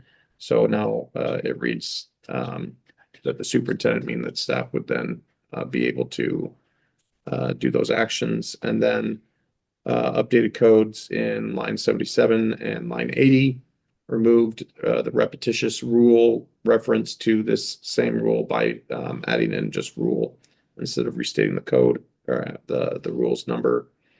And then in lines 85 through 103 is the meat and potatoes of the changes here.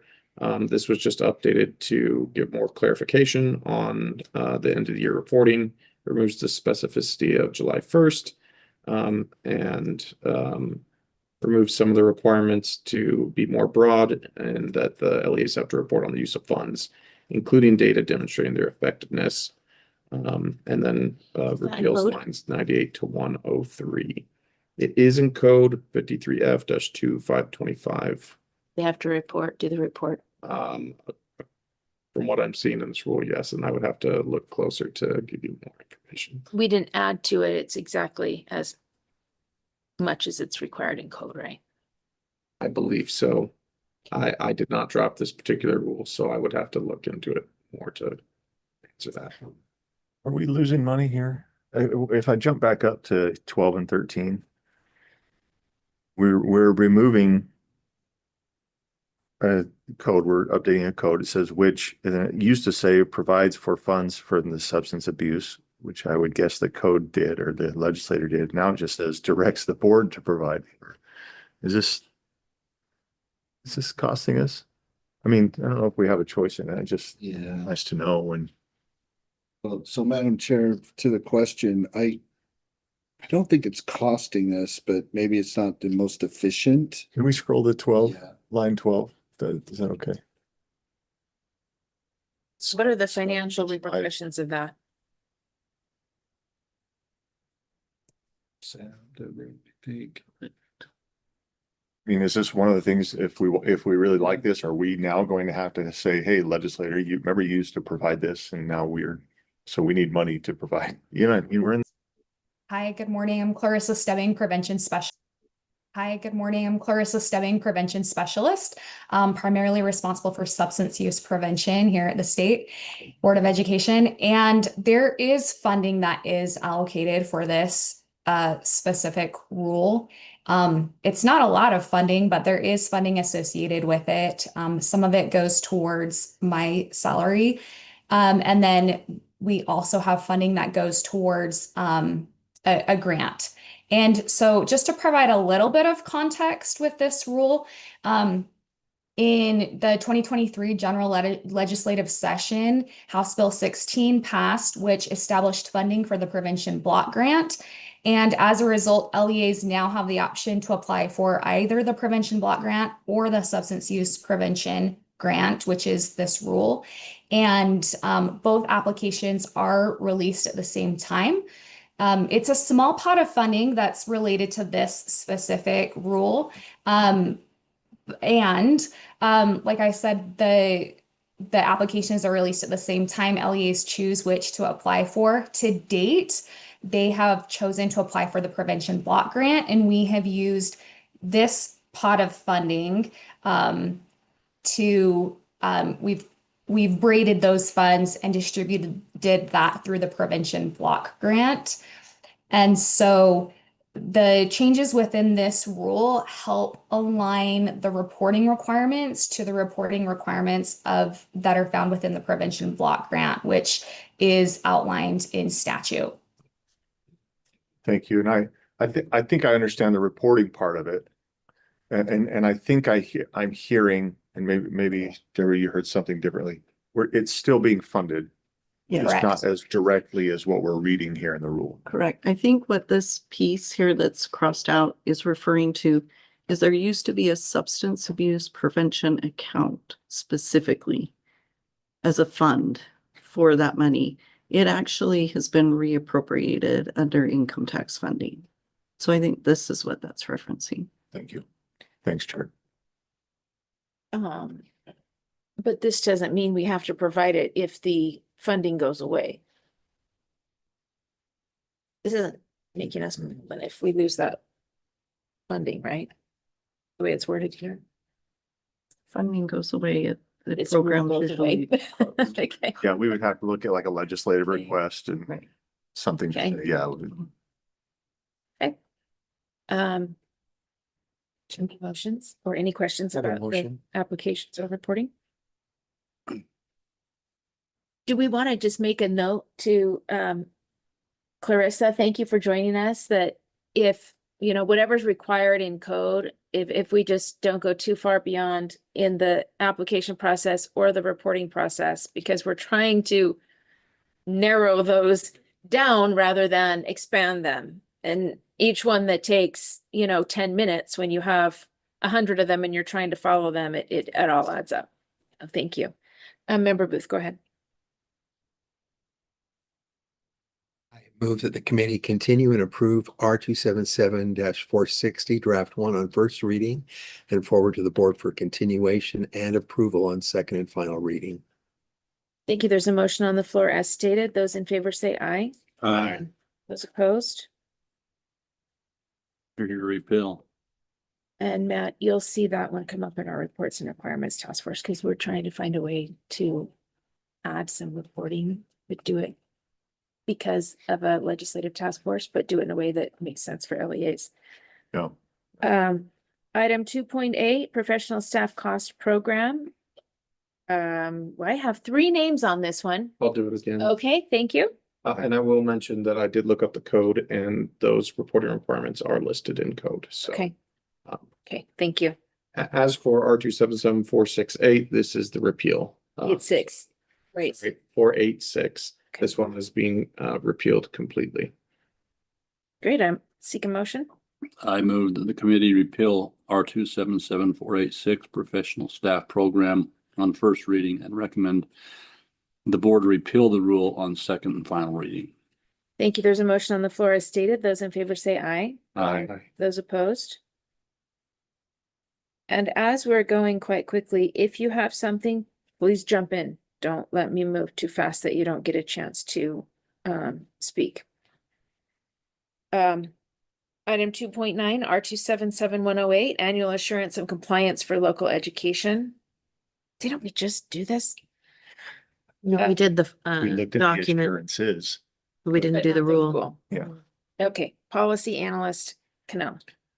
In this one, we removed the oversight category, and then updated in line 23, the local education agency compliance and assurance checklist to the 2006-2007 version, and then added in some consequences in line 69 through 70, that if a school fails to meet the reporting deadlines by July 1st, then it could result in federal funds and grants being withheld.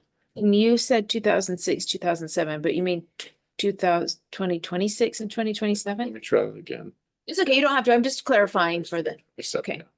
The one we just did Yes. recently. Okay, great. So I have a quick question. Go ahead. Is there a reason we have to update that date every year, or can't we just say it incorporates by reference the LEA compliance and assurance checklist and not have to bring that back yearly? A good question. Is it tied to the, is it, I tag you in on that one? is it tied to the checklist that we've changed? Or, because if we don't change it next year, because I know it skipped a year. That's what I noticed, Christina, is it doesn't have it 25, 26. Yeah, that's what I, Well, we could, But we I could thought the update same thing, that. like, we need to do this every year, bring this rule back every. We could most just put the current. most up to date or current for the language, just so it's perpetually up to date. Yeah, Yeah. you know, I mean, can we just change the language to support? Make an amendment, member Vargas? But I need help with that. so what if we said, so my motion would be that we amend lines 22, 23, and 24. That incorporates by reference the most up-to-date LEA compliance and assurance checklist, strike the dates and school year, which lists the required state and federal compliance information for identified programs and funding, including. So can you repeat that for Norley? So it, We're doing a motion, Norley. so in line 22, we would insert the words the most up-to-date after the word the most up-to-date. Stop for 1 second, because I don't see her typing. Do we need it? Should we? Typing in there, but I'm trying to multitask. Let me, what line was that? It's line 22. 22. At the board, I'm on line 22. And then after the word the, just put most up to date. And then in line 23, strike from 4 to the comma.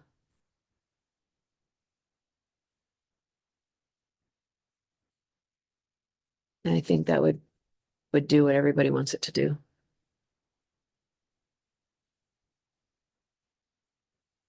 We'll see if it is written the way that you're.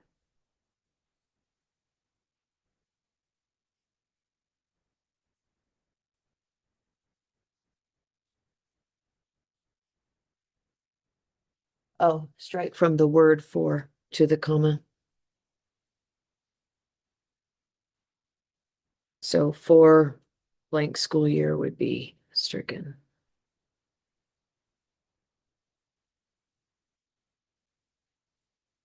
And that should do. True. Yeah, I just am thinking, I don't know if I've ever heard the word up to date in a code or I don't know. I got that language from Scott. I'm blaming him. Well, is that a problem though? I mean, okay, matter. Just was wondering. I think it's, yeah, thanks, yeah, You need to caveat that he doesn't speak English. yeah.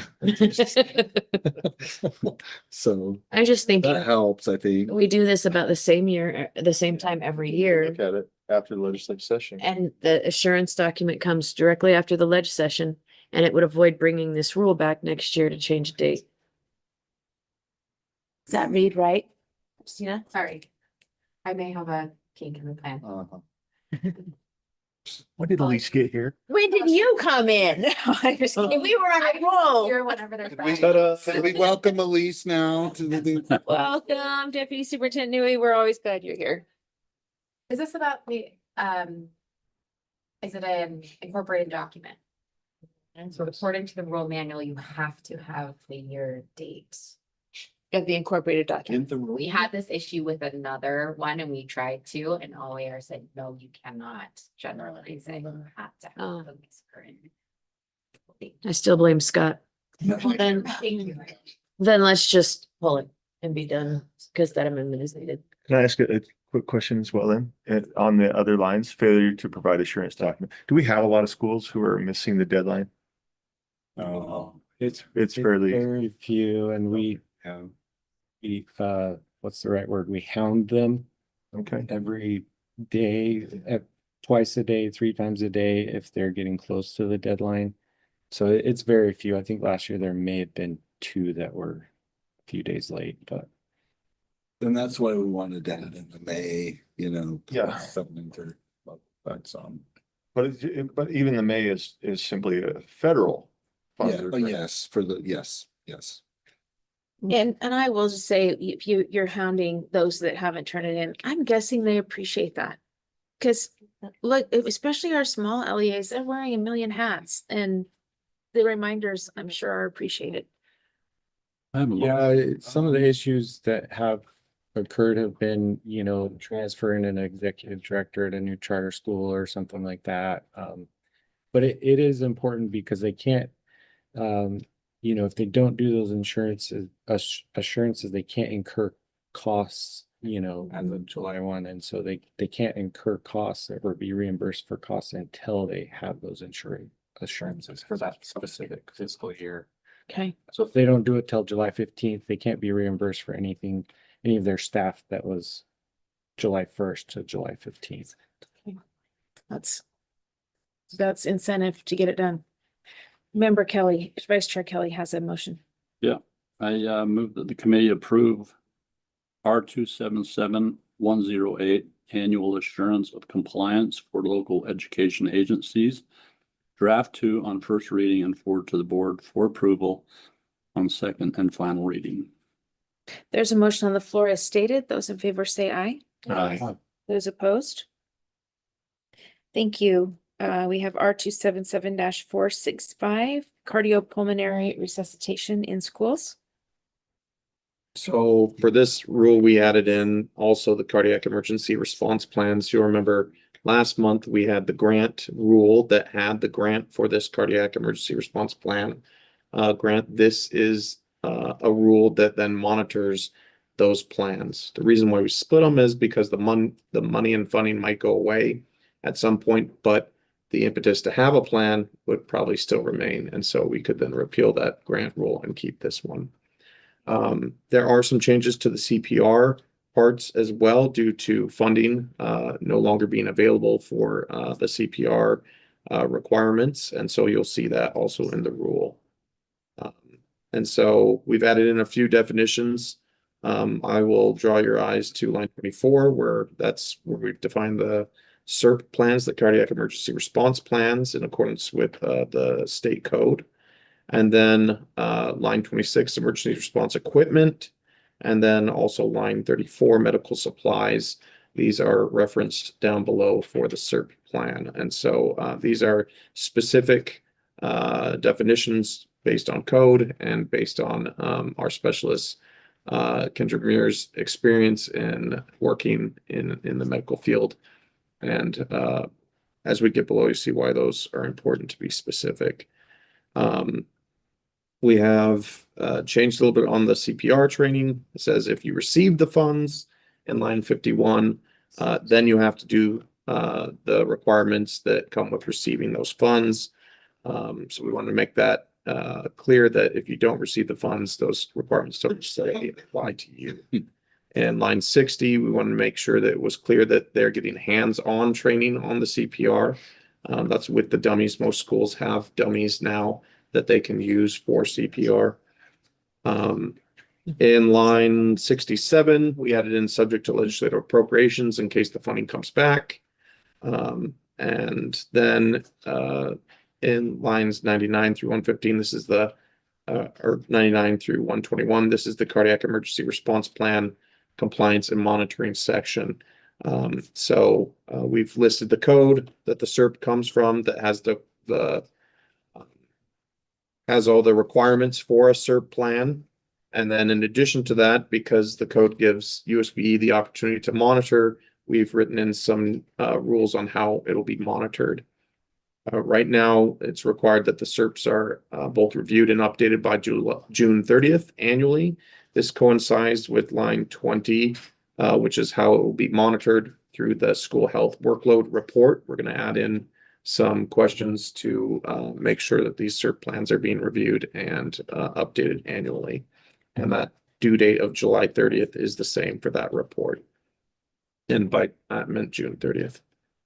And then lines 103 through 105, this requires the schools that they review and maintain their emergency response equipment. Those are what the definitions have been added in for.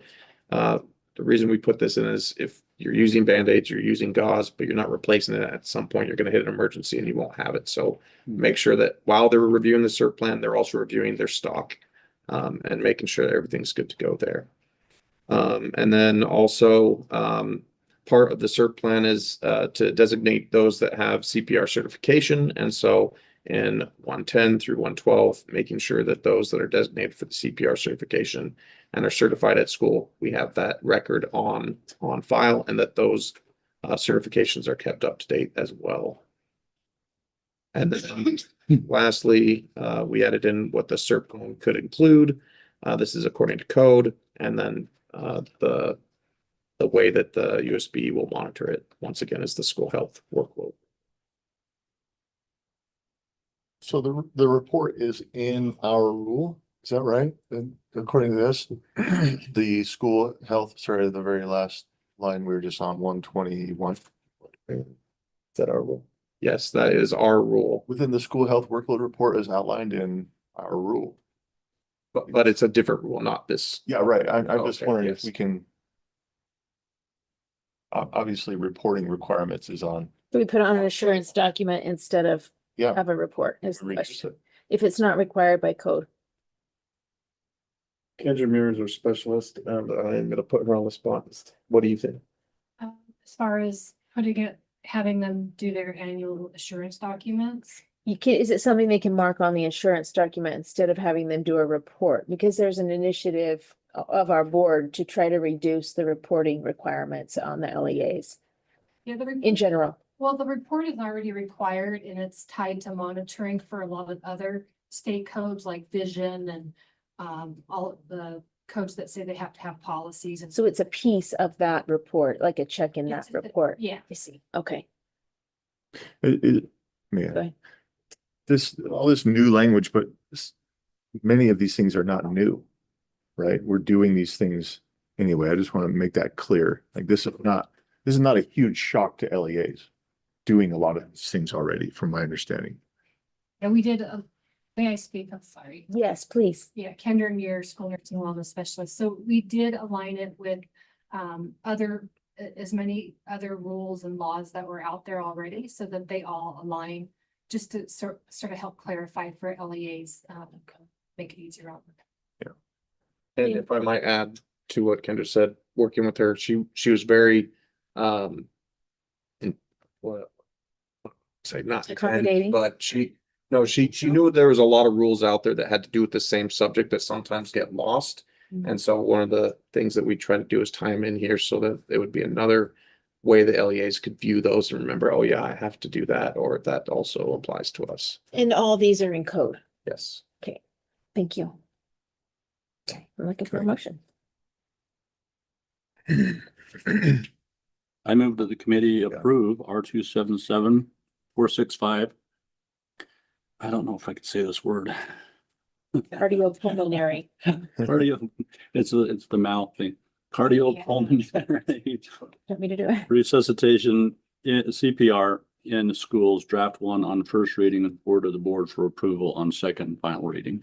Thank you. There's a motion on the floor as stated. Those in favor say aye. Aye. Those opposed? Vice Chair Kelly, I hope I can say this. Can I say this on public? That Go ahead. Yeah. you had a surgery, so I wasn't questioning his ability to read or speak. He had some surgeries in his mouth. And so I, Street fighting game. he was the one that said it, not me, but Yeah. that's why. Mhm.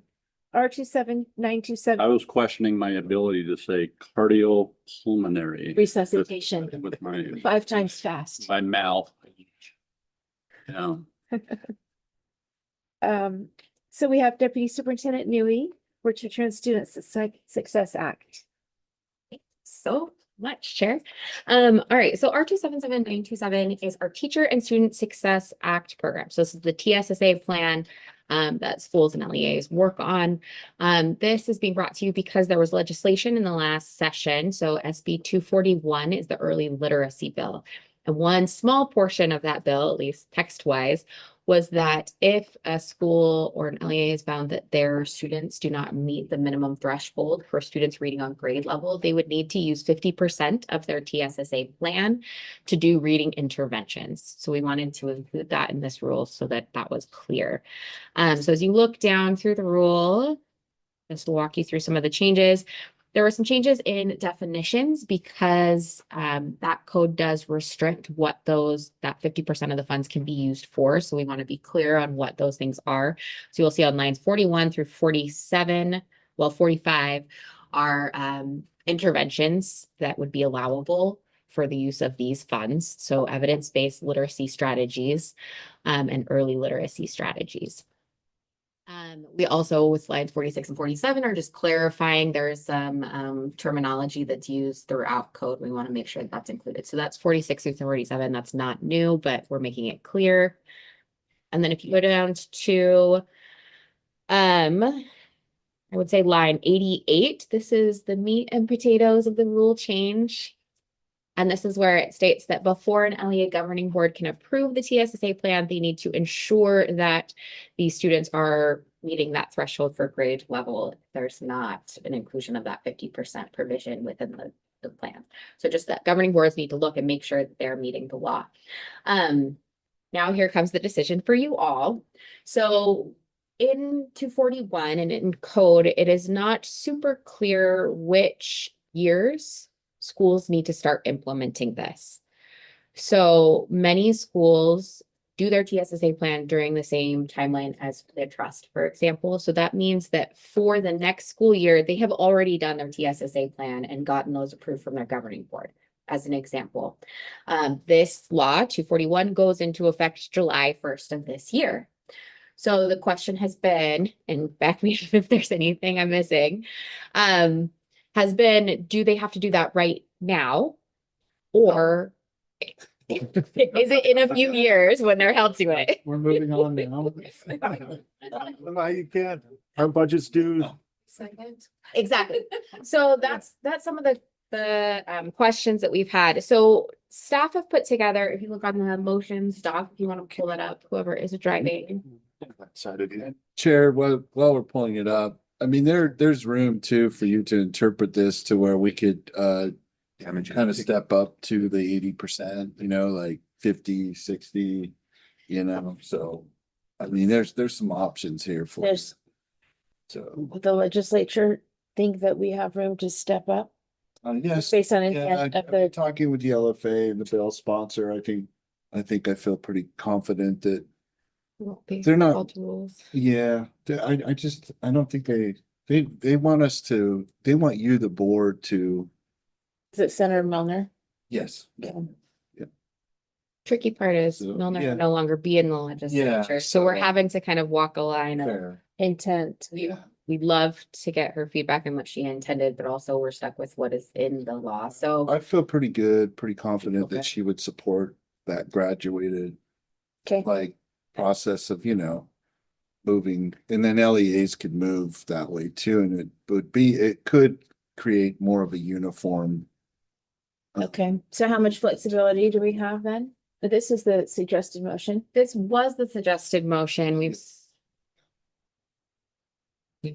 Grace, we could also implement, and this motion is not here, but we could work on this right now, would be a more graduated, so kind of going up steps that they should look for this percentage this year, getting all the way up to the 80% in 2030. We have a charter association director, Reverse Fantastic here. Can we just get a little bit of feedback there too? So, this question, Just one thing, just for procedure, do they need to come to the table, or can they speak? I think we'll have a- I'll give up my seat right now. Too late. Sam. Beat you. Beat you. Either way, so, Sam, way to go. Beat you to it. I don't think did we have Todd Hopper come up to the table? Did you? He did. Okay. Yeah, so I just want to make sure. Apologize if I we didn't mean to missed. interrupt, but I don't know if that's, That's just fine. Yes, thank you. So Royce Van Tassel, Utah Association of Public Charter Schools. And the code is a little bit ambiguous on this point. I spoke with Senator Milner last night. She's like, "Oh yeah, I hadn't thought that people might think of it that way, but given the time frame and that the 80% and holding people back in third grade becomes effective there, she felt very comfortable saying, sure, if you want to step up and recognizing the time frame when schools, to Matt's point earlier, like people have approved this already and the bill becomes effective later, stepping it up to 80. I mean, most LEAs, I think the statewide average is about 70% now, and there's probably some LEAs that are below that. That's what an average means, but we're aiming to that. So she was very clear in my conversation with her saying, yeah, if you want to step that up to that, feel free. These precise contours of that is up to you, but it is a little bit awkward as you've discussed. And Madam Chair, I think maybe this would allow for the consideration that everybody's starting at the same start point, right? With this end of year assessments on third graders and then, determining that too. Now, we do recognize there's some stress created initially this year because we're so close to setting budgets and things like that. But my understanding is for the most part, LEAs are already, or schools within districts or charter schools are most, if not all, are using more than 50% anyway. So, I For literacy, you might want to get, see if Todd knows the lay of the land better on that aspect of it though. But I mean, that's the only downside to this. It's just the timing of it could create some stress for them, to do that. But I don't know, it always seemed to me that we were taught, you want everybody on the same playing field so that statistically we all have the same baseline, right? Or at least the start point is the same for everyone. So we're working on that kind of language, it sounds like. And the time may have come for, I was going to say, you may need to give up your seat because you have a specialist that has some more feedback. But Royce has given up his. Thanks for that input. Director Van Tassel. Can I just? Yes. Yeah, you can correct me. No, I'm not going to correct you. Okay. Krista Hoteling, School Improvement Specialist. I collect the TSSA frameworks in Utah grants from the LEAs and provide them with the funding through Utah grants. Just listening, one of the things that I just want to, the 80% is to meet that reading goal, but 50% of the TSSA funds are what they're supposed to use. So I'm just listening, we don't want to increase, saying from the 50% is stated as the funding, 80% is the goal that the third graders are supposed to be meeting. So as we're talking about an increase, this step to separate that funding, which is already set at 50%, whereas this is really what's been added to this board rule is specific to that 50% funding of their funds. So Madam Chair, if I can clarify through you with her. So it's 80% by when? That would be, I'm gonna call on Julie Clark. Sorry. That is literacy. Well, because correct. I mean, I think we're tracking that.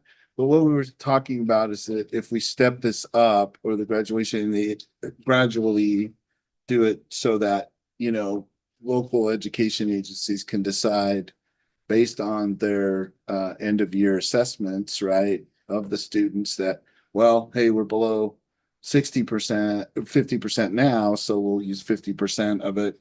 Then next year, if they're below 60%, then they could use 50%. But then if they improve, then they could ratchet back on the fund. Yeah.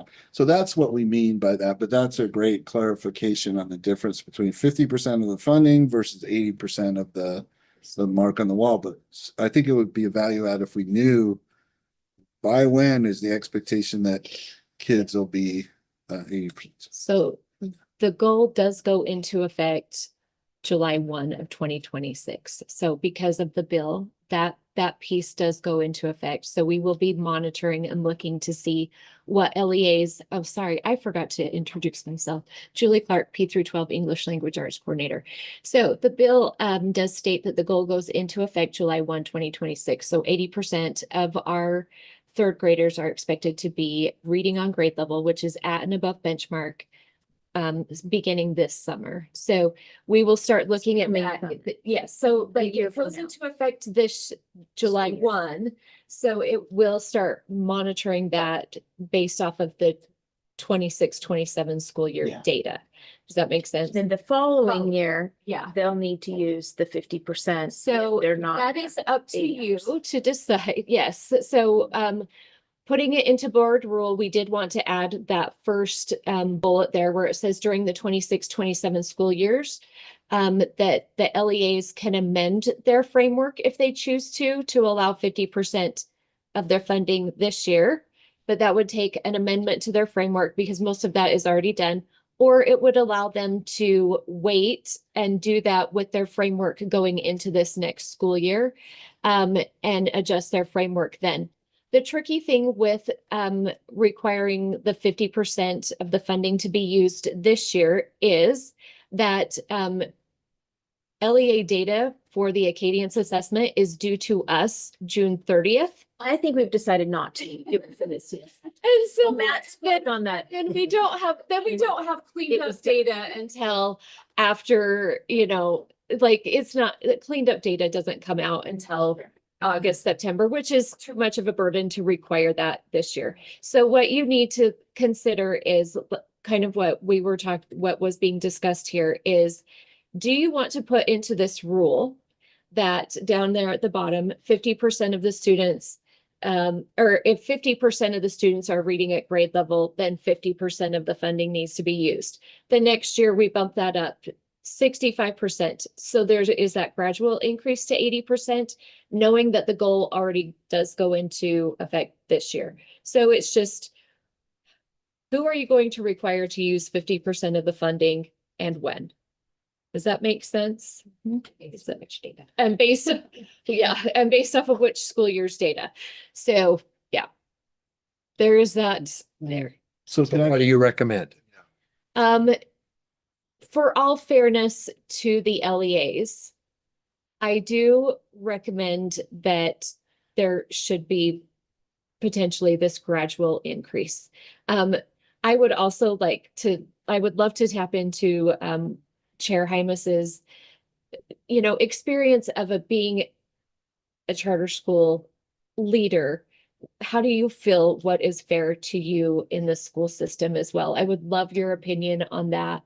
I think a gradual increase is fair and does allow grace for LEAs to getting their students there. I mean, of course, I would agree with that. My mind went in a different direction but in the same vein, we're talking about, and I don't know if this is out of control or completely out of context. So if it is, say that, leave the room. But when we talk about using these funds, 50% of its TSSA plan funds, we can't supplant. Is that right? So you have schools, you have schools who are doing this work, who are getting above 50% students. They're already doing the work. Mhm. And I would like to be able to take the money and say, yeah, keep doing it. Right? Because they've already prioritized that money, but we're saying because they can't supplant. So you have schools akin to mine who are saying, I can't use this money in this way because I've already prioritized reading on grade level. Right? So I hate that language. When they put that kind of language in, I hate. Right. I don't know. It penalizes the people who are already doing a good job. Yes, yes. So, am I missing something? Okay. Yeah, so that's a good, that's a good point, but I'm not, I don't. Is that different? Well, I think there's little risk of getting tagged as supplanting with state funds, right? It's mainly federal funds that we get into when you start to. I have employees who follow rules. I know you. Also state code that is. Yes, I know, but yeah. No, Yes, a grace period, of course. you make a great point, sir. I mean, that is, but I don't think the risk is there that you get Okay. tagged for supplanting. Really don't. And we've been told, verified from Director Van Tassel, that we will not be called to administrative rules for going beyond the scope. So if committee, if you feel like this is what you want to do, I'll be seeking a motion in just a minute. So someone get ready to articulate. And I just want to say for those listening in the public, because this has been so confused in the media, and if we're going to talk about literacy at all in this committee, I want to make it very clear that prior in code, there was a requirement for a strenuous reading goal, and schools had to have 70% of students reading actually above grade level. We were calling it at grade level, but on the screener we were using, they had to hit the mark that hit the above grade level. So now instead of 70% of students reading theoretically above grade level, we're having 80% of students reading at grade level. So you've lowered the academic expectation bar, but you've higher the number of students who are hitting the bar. So it's up to your own opinion whether you feel like that bar has been raised or lowered and in what ways. But I just want people to understand clearly how that has changed. So when you see all the news articles coming out, you understand why there's all this talk about literacy and some misunderstanding of, oh, students have low literacy percents. Well, maybe until you understand that they had to hit above grade level to be considered at grade level. So there's a lot of pieces to this puzzle that need to be understood publicly, I feel.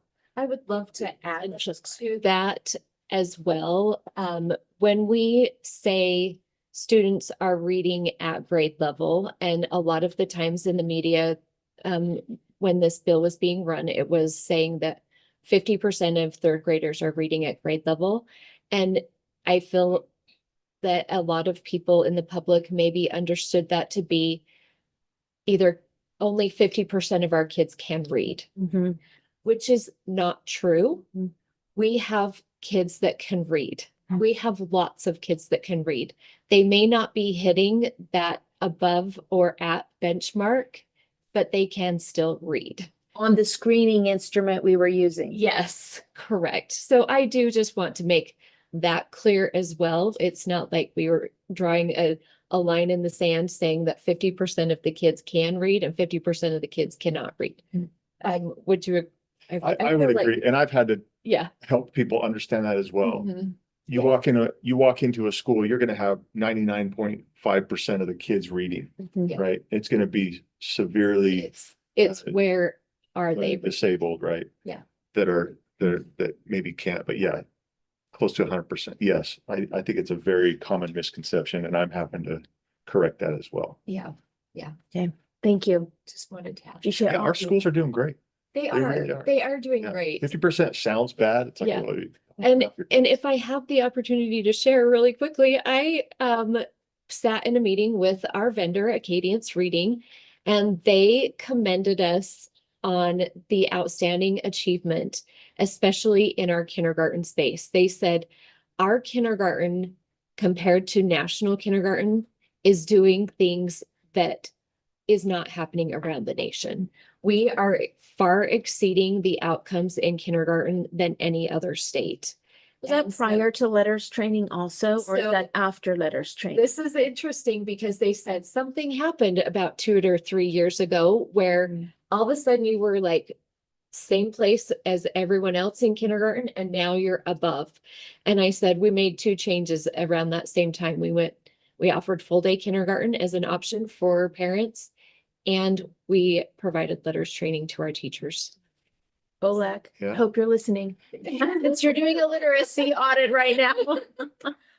They're gonna fire me. It's a good thing I'm out of here in a few months. We got in the high 80s for kinder, so I think, Yeah. What did you say? We what? Outstanding. I said, shout out to my own school. We got in the high 80s in kinder for Great. slash. That's excellent. Yes. You don't have to use your 50%. That's great. Thank you so much. Yeah. Appreciate your help.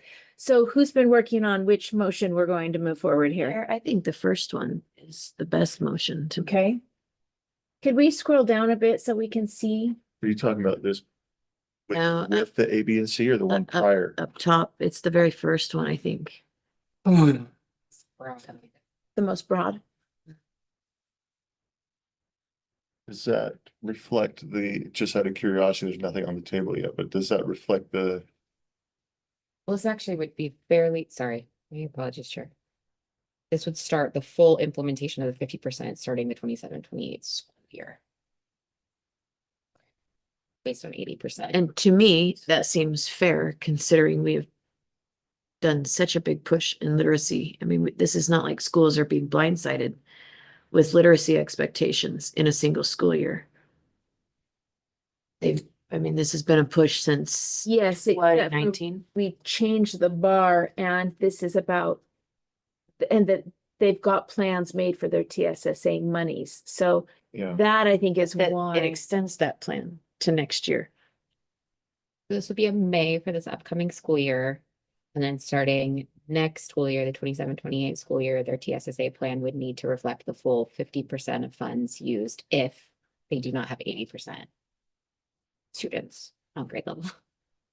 if I could just jump in and remember Bogus has the motion floor at this time. I would prefer the fourth one with the tiered, the A, B, and C, but if this one fails, will I put that motion? The motion's been made, has it though? No, there's no more, but Christina has the Opportunity to make it if she wants to make it. Can I ask, we've heard from our Charter Association Director. Can we hear from our district representative here? Well, and while he's coming up, Madam Chair, I think that when we talk about stepping towards it, this particular motion, and I'm not saying it's wrong or anything, is more of a, well, 1 year, right? The one motion, which motion is it? Where it kind of does a over kind of a 3-year. starts at the beginning at the. Yeah. So just, I mean, I think now we're kind of in maybe a philosophical piece of, well, we're doing a really good job. There are schools that will struggle even to get to the next year, that quickly, but. So, Yeah, I'd be fine with either of them. The motions personally, the phased in one, I still get nervous that it might, when Senator Milner's gone, we might get called up to admin rules and say, why aren't you implementing this sooner? But, sorry, Director Todd, do you think from a district perspective, either of those would be problematic or preferable? And I think I understood Mr. Van Tassel to say the phase-in would be preferable. What is your thought? I think any guidance is helpful at this point. I appreciate the first one where it says May, because we already have plans in place. And we'd have to do some deep diving and figure out, okay, what are the strategies? We have to do that anyway, but it pushes up that timeline. So the first one works. The phase in makes sense. I would just get concerned with talking about percentages of the money and percentages of the reading on a grade level, that someone doesn't say, oh, in the first year, if you're at 50%, you have to now use 50% of your money. And 65, you still, as opposed to you use 50% when you don't reach the 80% of on target. So just someone getting confused as to how soon you have to allocate that much money. That just comes down to wordsmithing and communication so that we know what the expectation is on that graduation. I think whatever is in place that encourages us to put all our resources in the right places in the right ways is helpful. So I think you can go either way, whether it's graduated or the May for this upcoming year, just because of practical reasons. What if we didn't add all those percentages of phase in and just gave 2 years instead of 1 year? Say by this date in 2 years, you have to be at 80%. or use the 50%. Would that add more clarity, do you think, to LEAs or? Are you asking me specifically or the committee? You, I'm asking you. I believe that any statement at this point will add clarity. We're Because the we're code feeling the is- pressure of the code. And so if we get the summer to amend things, if we need to, great. If the concern is that districts will be failing along the way, then the graduated is very helpful. And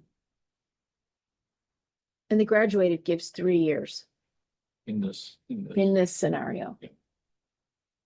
I think that's a shared vision at this point. Now, I do understand that Senator Milner's leaving, but you know, that's the, I mean, you know, you It's can't voted get on by that. everybody. The standard for 80% goes into effect on July.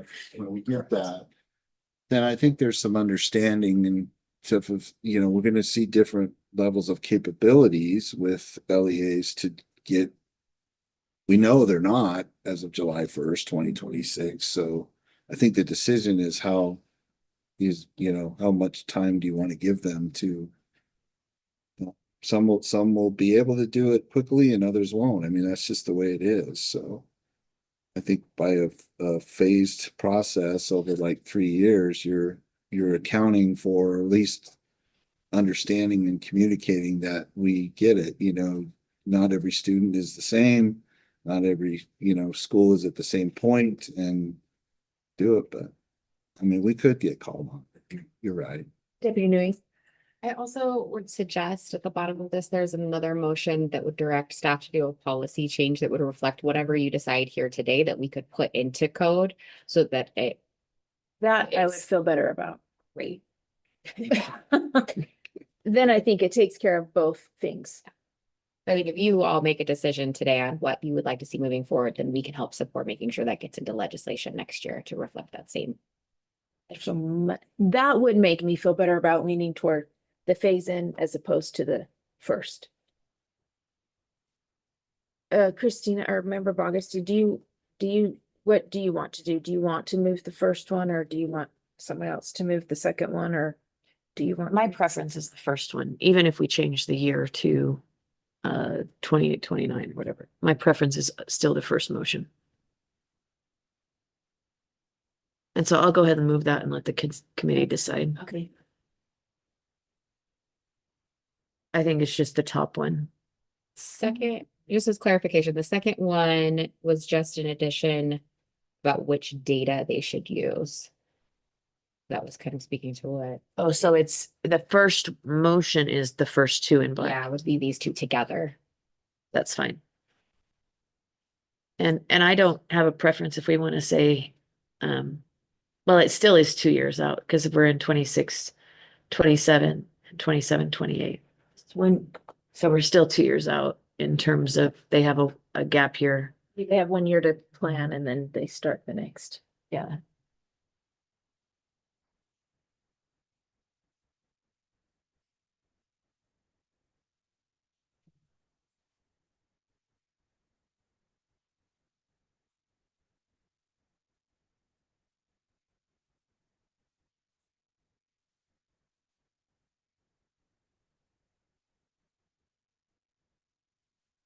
Okay, you want to read here? Oh, sure. She talking? I move that the committee add to section 6 of draft 1. First bullet is during the 26-27 school year, LEAs may amend and approve the LEA frameworks, set up funding allocations to address literacy if needed, and address the TSSA plan development and approval process to fully implement amended requirements in 53G-7-1304 and 53G-7-1305 at the start of the 27-28 school year. For TSSA plans that will be approved during 27-28 school year, LEAs may use the finalized 25-26 Acadians reading data to determine if a school is below a statewide reading goal. Okay, there is a motion on the floor as stated. Those in favor say aye. Aye. Aye.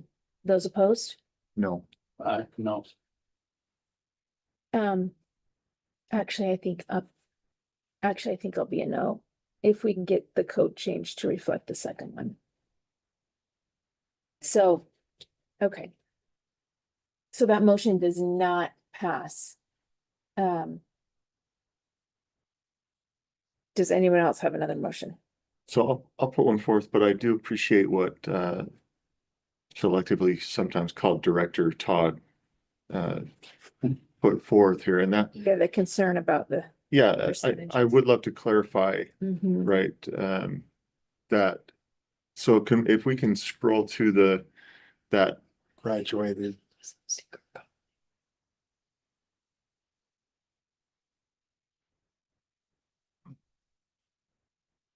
Do like Director Todd, I mean, it's has a good ring to it.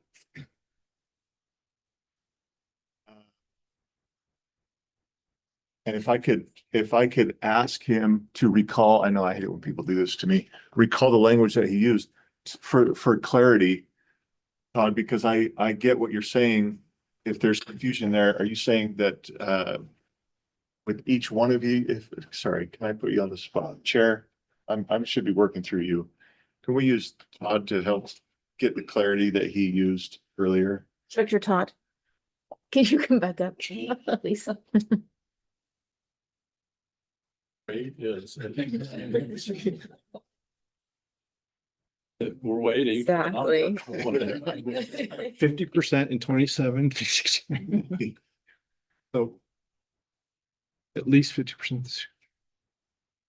So this is, so your main paragraph says 50% of the TSA plan funds to be.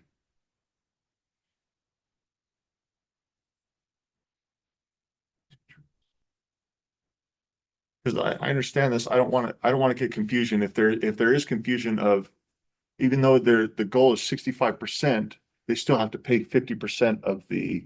I think we need to change it to less than instead of at least, because it makes it sound like if you're hitting 50% by this year, then you know what I'm saying? When do you have to dedicate 50% of your funds? When you are less than 50% this year, less than 65 this year, and less than 80 the next year.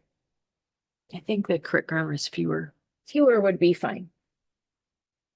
But I'm just saying conceptually, I think it has to be the opposite of what is being said. It would be less than, it's 50%.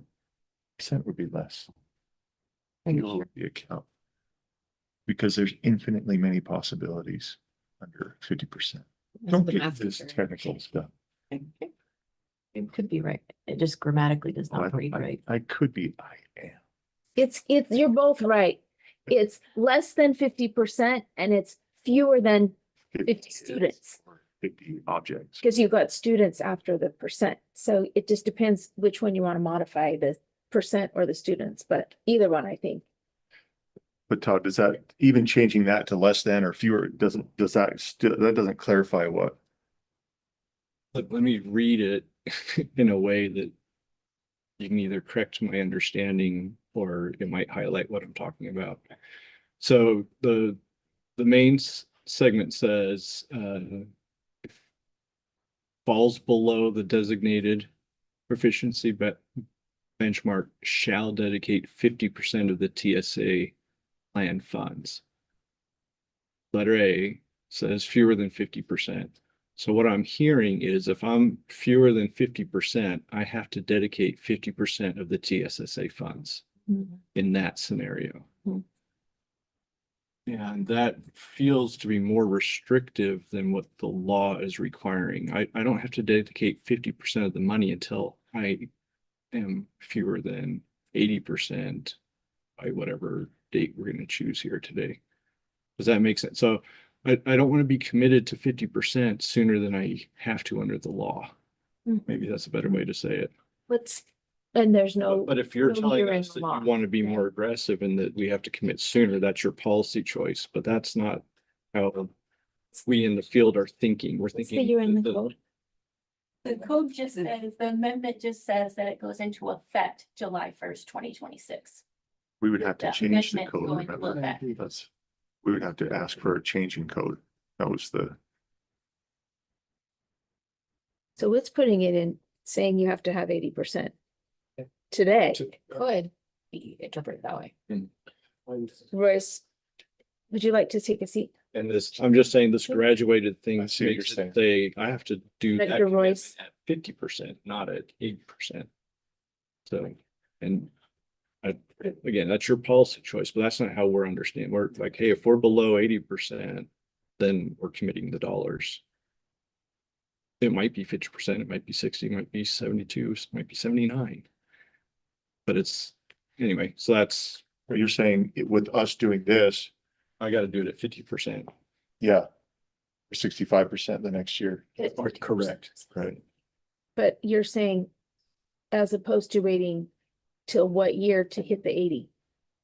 So the 80% now, right? Yeah, but if we're trying to extend it, are you saying, yeah, extend it 3 years, but don't put a percentage on there? Let us just work on getting there. Or, yeah, I just feel like I don't know 3 years about- is a long time to not put any. I'm not, Right, that's why I like the first one more than the Yeah, I second see. one, but I appreciate what you're saying.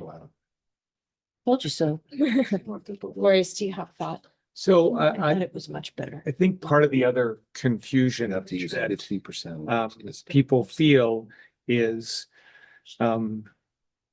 the 80% goal has a specific impact in terms of when you're going to start retaining students in third grade in 2030.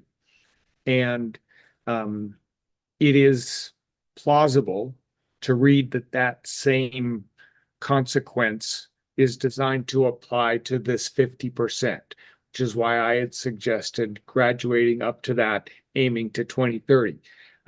It is in my conversation with Senator Milner, she's like, that wasn't intended, but I can see how that's a very plausible reading of the code. And she's open to saying, okay, yeah, that's a reasonable way to get there. I recognize, I mean, heavens, this is the gospel of Royce and nothing else. I think the number should be 95% of our students get there, but that's a separate matter. We have a standard that says, and frankly, we need to stretch to get to 80.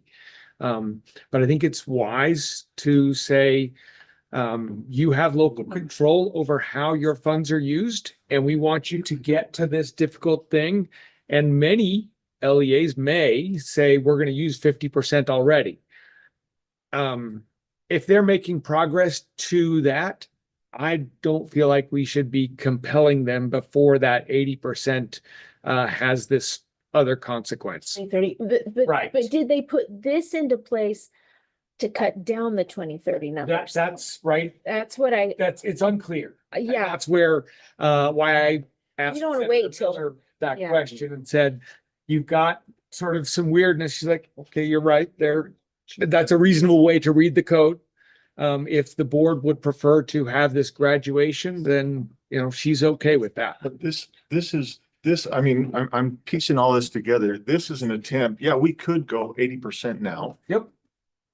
Which the law says. I know Todd is saying, look, you're restricting us now by saying 50, 65, and 80, right? We essentially are. It's not in the law, but we are. But at the same time, we're the ones saying we're gonna ask for 3 more years. And If you here's how don't we're do that, going. there's an assumption you have to hit 80 this year. Yeah. Yep. So I think there's, Is it Not less generosity, restrictive or it's- is it? Realistic. Feels less restrictive to me. It feels like saying you've got more I'm time. willing to have read it wrong, but. No, I'm just trying to flesh it out in my That's why I brain. made the comment that we gotta be clear what we're telling people. If we're Yeah. gonna do this is how we expect you to execute. Yeah, It's- right. Chair Hamlis, I'm ready for you to give us a solution. no pressure. Yeah. I wish I had one. But that's what I'm saying is the law says start right now, or actually the law says start yesterday Mhm. and hit 80%, right? And the motion. Go ahead. So just to clarify, Start measuring. it we start measuring now. The goal is to be at 80% by 2030, by the end of the 29-30 year. So the we start That's why- measuring we start measuring where people are at, but the goal is to be at 80%. But the goal for the state to be at 80% is by 2030. Does that make sense? So everything is based off of that goal of 80%, but the goal does say to have 80% of third grade students reading on grade level by 2030. So we don't need to change it. We don't need to change it. So this step thing, it doesn't really matter because this is for the TSSA funding. They have to start using. They have to start using their funds. They have to start dedicating at least 50% of their funds to early literacy based off of the goal, which is the goal is 80%, which starts right now. so if I'm at 60%, I'm good for this year if this motion goes through the full Yeah, board. but you're not if it doesn't. You'd be good. Right. Because then the code says the first one. you have Because to. it gives you that year. Yeah. Yeah. It gives you the next school year. Go down. Adriel Frost. Can I make a suggestion? Please, you are people. One way to help to avoid some of the confusion, don't have the same number for different things. Don't have 50 and 50. Good genius. So what if you changed the 60, 70, 80? Mm-hmm. Still into Todd's. But it seems. It still has feels those other issues. smoother. It feels smoother to me. You just made those original numbers up, so no reason to keep them. And it's like a makes sense to lead to 80, 60, 70, 80. For those of you listening at home, the committee's going with a 5-iron. Slight breeze left. Don't forget that I won the award for the shortest drag. Matt, what do you want to do? I'm not even sure anymore. You're up to make a motion. And I've been following your lead on this, I mean, And I think a lot of us are because you are running a school right now. And you're gonna have to adjust the TSSA plans and the amounts based on the reading scores. Well, what I don't want to do is create this conflict of law and rule. Mm-hmm. And I see what we're saying here, but is this contingent on if the law changes this? So Madam Chair, for your consideration is you could just leave it as it is right now. And pursue it, make no amendment and pursue getting it changed so that you can, in the legislative session, do it that way. Right, that way, you're like almost eliminating completely the risk of being called to admin rules or. Well, would this be, so we've already decided, I don't know if we get to decide, but we have decided we're not incorporating it this year. Is that right? Right. So we would have time Do that, yeah. to put a legislative request in. But the out years, right, you just don't. You just do this first initial year and then subject to, say something like subject to pursuing legislative change. Combine member Bogus's With the and Yeah. the phasing, you would pass member Bogus's, I think, and then with a legislative request to add this into code. That's a good compromise based on where we're at here today. But I'd have to admit that Christina was right. Christine understood that a lot faster than you, Your Highness. Not on the fewer, less debacle, but on this. Okay. I'd like to make a motion. Do that. I'm not sure what that looks like, but You would just reconsider mine. well, I need to add a piece to it though. And move to Scott, reconsider. what would that look like? Or release as you do legislative requests? Better with the wording than I. What would are you specifically? We're looking at the one that came from staff, First one. the first one, Mhm. black. in black, but we need to add a legislative request piece. You could just do two motions. You could do this amendment and then down at the bottom. Just switch this to clarify timeline or use.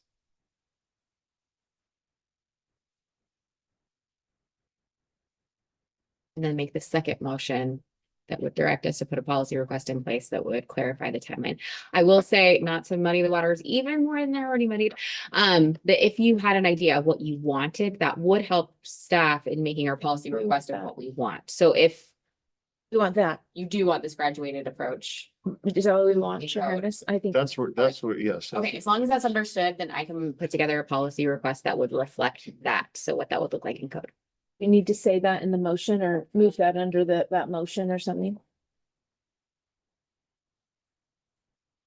It's like, While she's doing that, Chair, for process sake, if I'm on a prevailing side, then I would move to reconsider the motion that just failed. Which was Christina's. You weren't on the prevailing side. yeah, he was.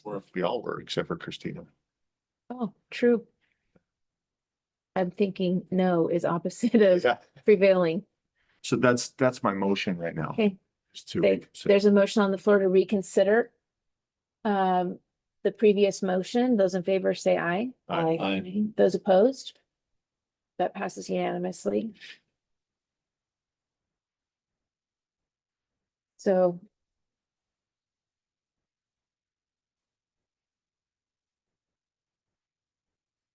The motion is before us.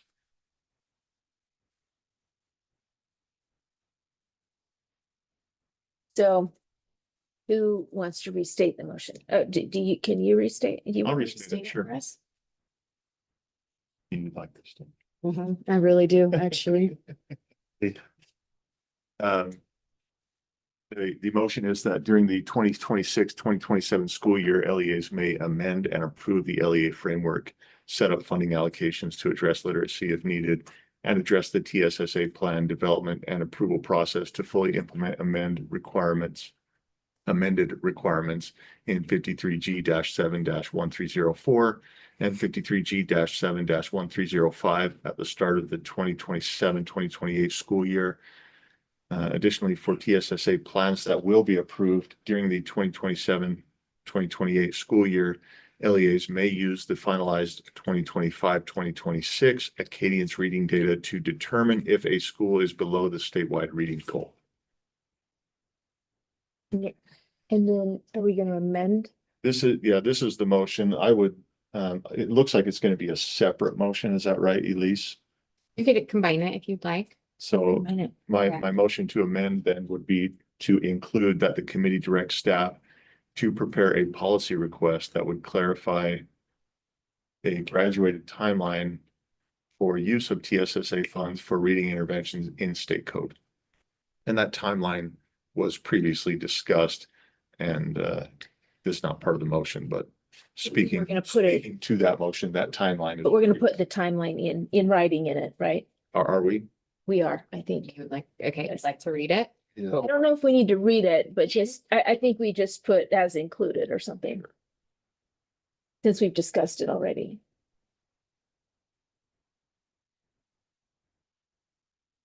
Or we could put interventions in state code as outlined below. Yeah, that's exactly what I was thinking. Okay. It's a lot. Just to be clear, we're not adding this language to the rule. It's like We're a seeking 1-2 code motion. change. The blue is going to be what we're going to take to the legislator to see if they will. Have it go. Can we say, and the committee directs staff to prepare a legislative policy request? Oh, never mind. You don't need it. You already have state code down there. Never mind. Sorry, Norley. Or who's driving? She's driving. Norley's still driving. Sorry, Norley.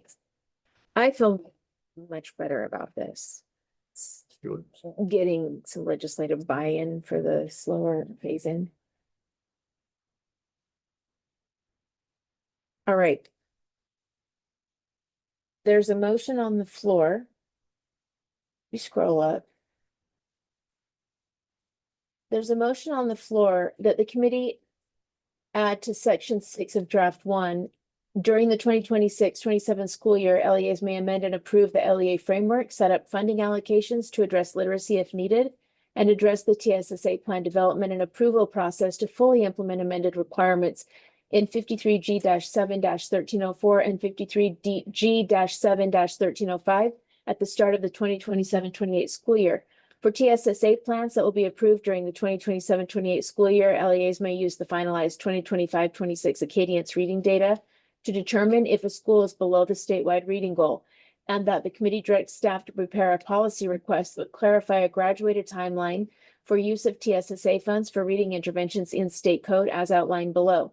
Beginning in the 2027-28 school year, a school that falls below the designated annual student proficiency benchmarks shall dedicate 50% of its TSSA plan funds to evidence-based reading interventions measured by the following escalating benchmark targets. A, fewer than 60% of third grade students reading on grade level based on the finalized 25-26 Acadience reading data for the 2027-28 school year. Fewer than 70% of third grade students reading on grade level based on the finalized 26-27 Acadience reading data for the 28-29 school year. And C, fewer than 80% of third grade students reading on grade level based on the finalized 27-28 Acadience reading data by the 2029-2030 school year. That motion is on the floor now for discussion. I just have a quick clarifying question. Since all of this is a year later, would would A still be the 25-26 Acadience reading data, or would it be the 26-27 Acadience reading data on lowercase a? Right here, so. We're asking for code change that's gonna happen in 26. If it's the 27-28 school year, yes, you would use 25-26 because we don't get finalized data until after the plans are due. So if It's you're still the 25-26. Okay, that's fine. Be raw data. Yeah, to not use raw data. We wanted to use the filtered data Okay. because they will, And, it's clean. and that establishes the baseline for everybody to work from, right? So then as we're progressing together and moving together, we started at the same starting line. Right. And then we should be able to cross the finish line together. So hopefully, Well, could we theoretically have a baseline now since we all use Acadience? well, Yeah, I mean, right now, if we looked at it like right now, we would be looking at 25 because the 25-26 data isn't due to us until June 30th. And then the data and statistics team takes about 6 weeks to clean that and filter out all of the according to the business rules. So we don't actually get that data until like August, September. Okay, but could it be used as a baseline? 24-25 could be used as a baseline. Right, if we wanted it right now. If we wanted it today, but if we wanted it in September, Yeah, we could use. we could use 25 or 26, 27. Yeah, 25. 25-26. Thank you. Okay, members, there's a motion on the floor as stated. Those in favor say aye. Aye. Those opposed? Okay, that passes unanimously. Man, it takes a village. Thank you, everybody. It helps for as long. We have item 2.12, which is an action, Board Policy 5007, Trust Funds Advisory Committee, and we have Director Paula Plant with us and Deputy Superintendent Jones.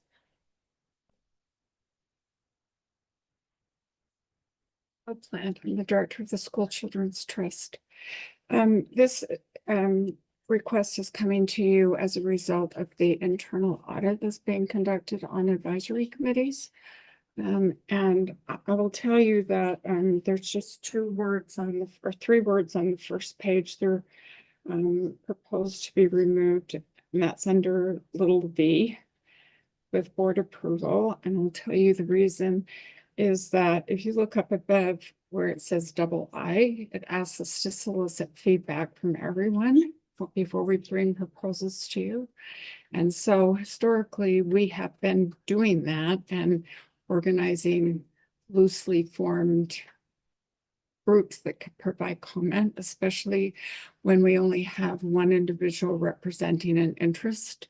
So for instance, charter schools, we brought a number of changes to you last December having to do with charter schools. We assembled a group of charter schools with business administrators, large schools, small schools, Royce was on it, business administrators, to be able to vet an issue before we bring it to you. And so we've been doing that. And the auditor said, "No, hold on, a loosely formed working group is a task force. So if you're feeling that that is inhibiting your ability to get the work done, you should go to the board and ask them to remove that language." So that's why. So it's coming forward from the Trust Lands Advisory Committee that we can continue to solicit feedback from the parties before we bring the information to you. Thank you. Any questions or motion makers? I move that the committee approve board policy 5007 Trust Lands Advisory Committee Draft 1 on first reading and forward to the board for approval on second and final reading.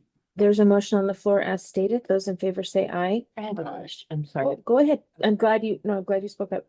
So my concern is if these don't come forward for board approval, then we don't know who's on them. I mean, to me, a loosely formed feedback group is very different than a formalized task force.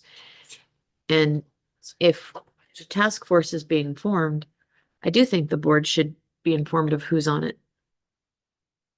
And I think they should have approval on who's on it.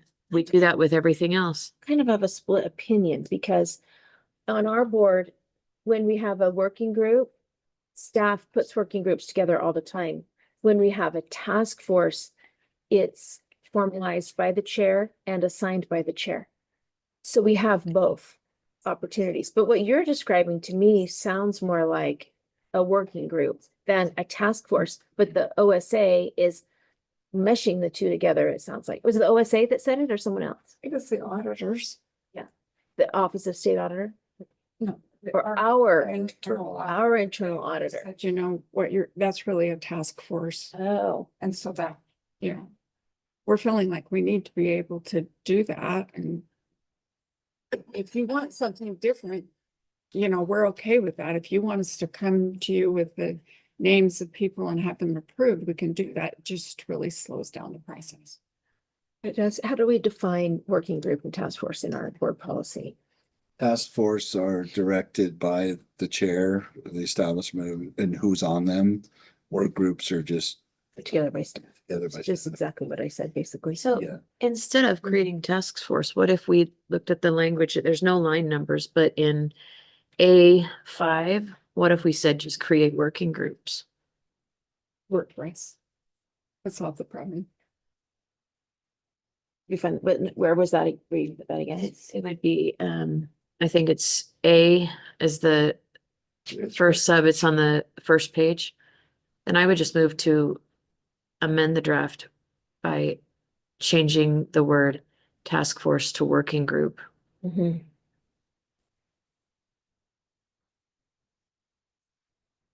In what case would there be like a major task force? I mean, that would have to be something huge change.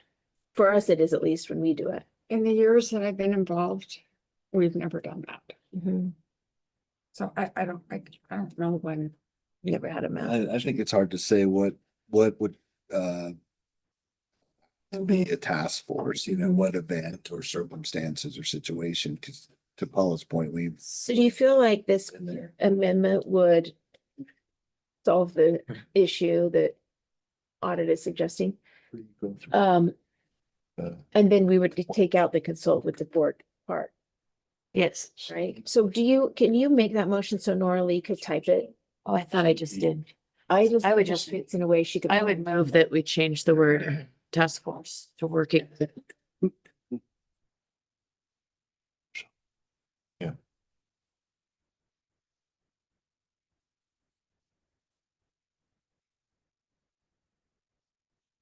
So her motion is to change the word task force to the words working group. Do we have someone still? Happy to do that. Where's this task force at? It was on the screen. In A, 5. 2A5. Oh, okay.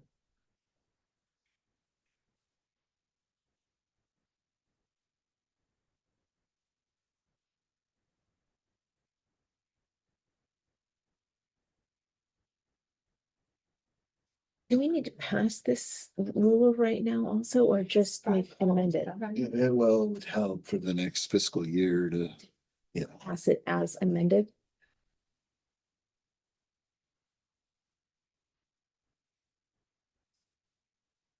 because it won't go in front of the board till August. It's not an emergency. It's 2A5.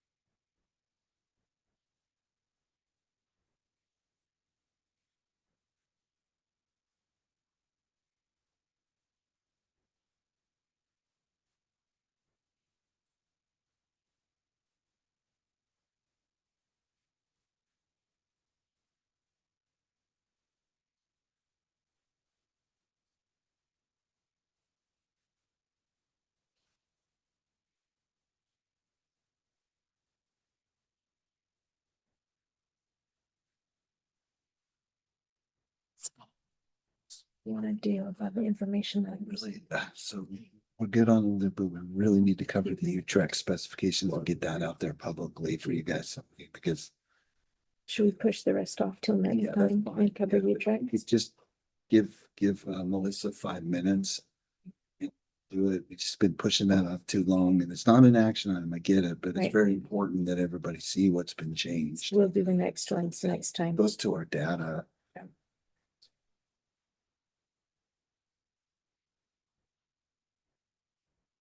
We don't need to postpone these.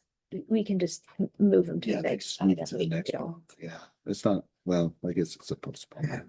But we don't need to do that formally. We usually don't do it. That U-Track's one. Okay. To get that out there, that information out there, Okay, please. okay. So we'll get this motion passed and then we'll do. Is Melissa here or online? She's online. Okay. Yeah. And am I saying this right? Preziosi? Yeah. Preziosi? Melissa Preziosi, if you are online, get ready Hi. because, hello, in a minute after we pass this motion, we're gonna have you give us an update on Utrex and the rest of the information items for those of you who are helping with those are gonna be moved to the next meeting. Good. Melissa, how long is your presentation? I can do it in 5 minutes if needed. Needed. Thank you. Okay, awesome. Did we have the language for the motion? We do. Ready? Yeah, can we switch back to the motion? Melissa, sorry, we're gonna switch back. Sorry, ma'am. Thank you.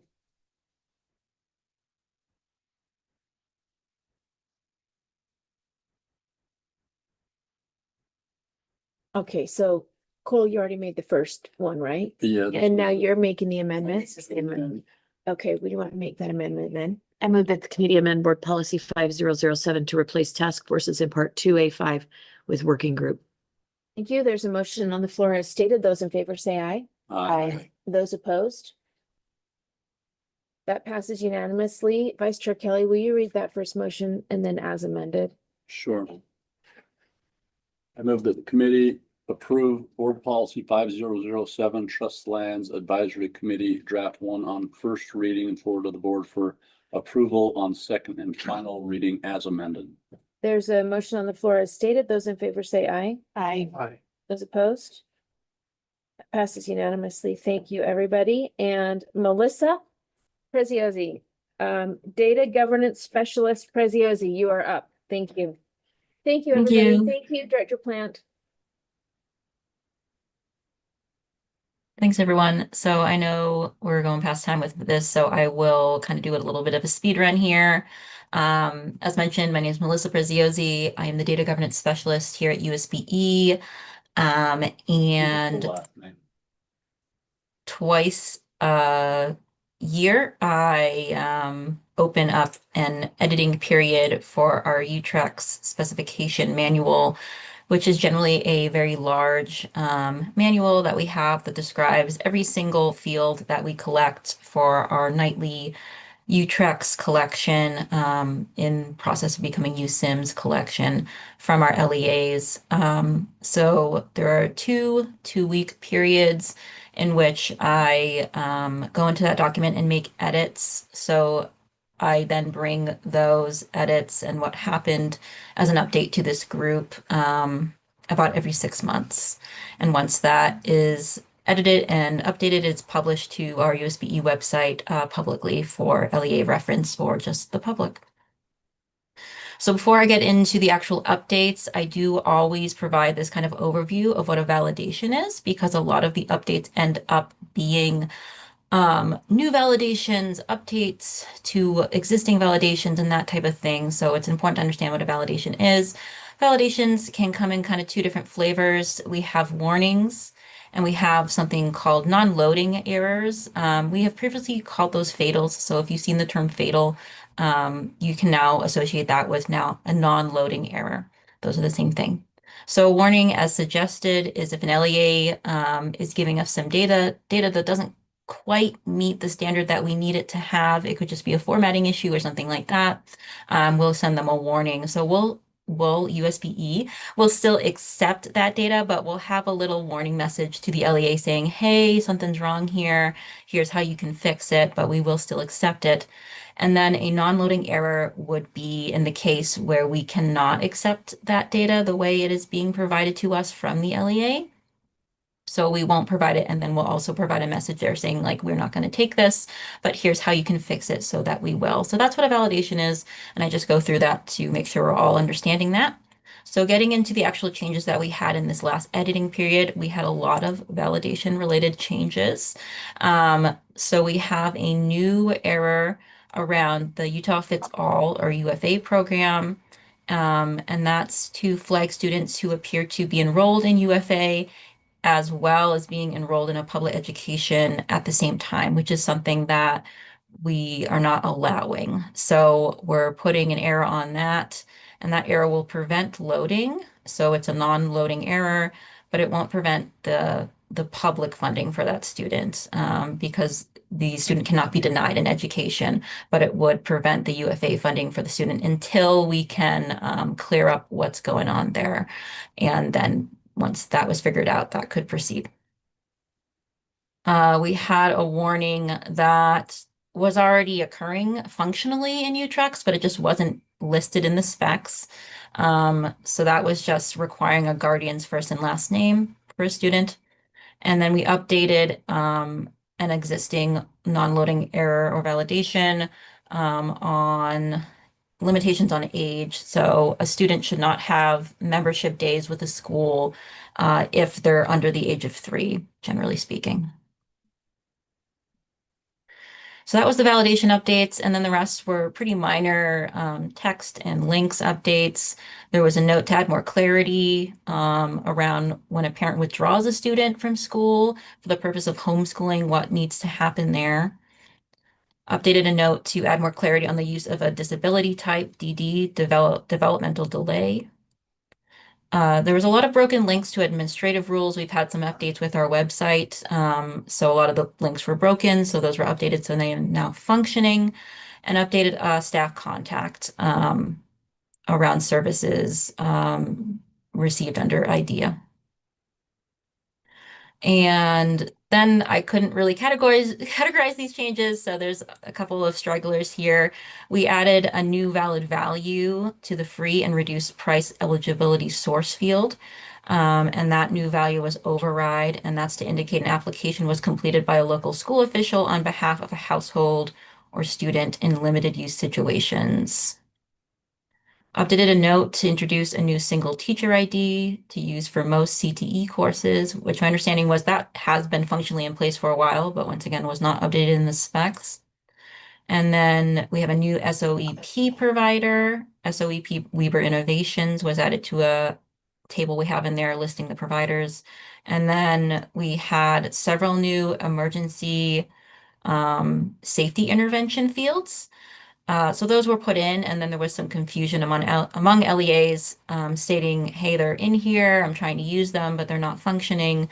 So just the technical work on that hadn't been up to speed with the fact it was in the specs. So we put some upcoming labels next to those fields, so it's a little clearer that they weren't quite ready yet. But actually, since the creation of this slide, those upcomings have been removed because those fields are now functioning as they should. So that's an update there. So that is all the updates I have for you guys today. You can look at the document itself, and it will have right at the beginning a summary of all the changes, as well as previous editing period changes that have occurred. So I welcome you to look at that if you'd like. And that's it from me. I welcome your questions at any point, to reach out to me at any point. Thank you so much for your time today. Bye-bye. Don't leave yet. Like she was bouncing. Specialist Preziosi, thank you for your presentation. I have a comment, but do any of our members have questions? I have to comment on the last name. That's a cool last name. It is. It is definitely. And I just want to say, this is just miraculous. If you would have been involved in what we went through just a year ago with just countless hours of double enrollment between UFA and our local LEAs, it was days and days of your lives that you're never going to get back. And it was constant. And I was getting emails morning, noon, and night from staff that was like working around the clock trying to get these problems figured out. And so what you're doing, Melissa and Specialist Preziosi, is really huge. And we just want to thank you. Thanks for all of your great work. I'll take a final motion. Move to adjourn. Hey, this meeting is adjourned. And I'd like you all to meet Rory. She's a University of Utah student who I'm going to be visiting the next little while. She wants to work either in policy or public office. So these are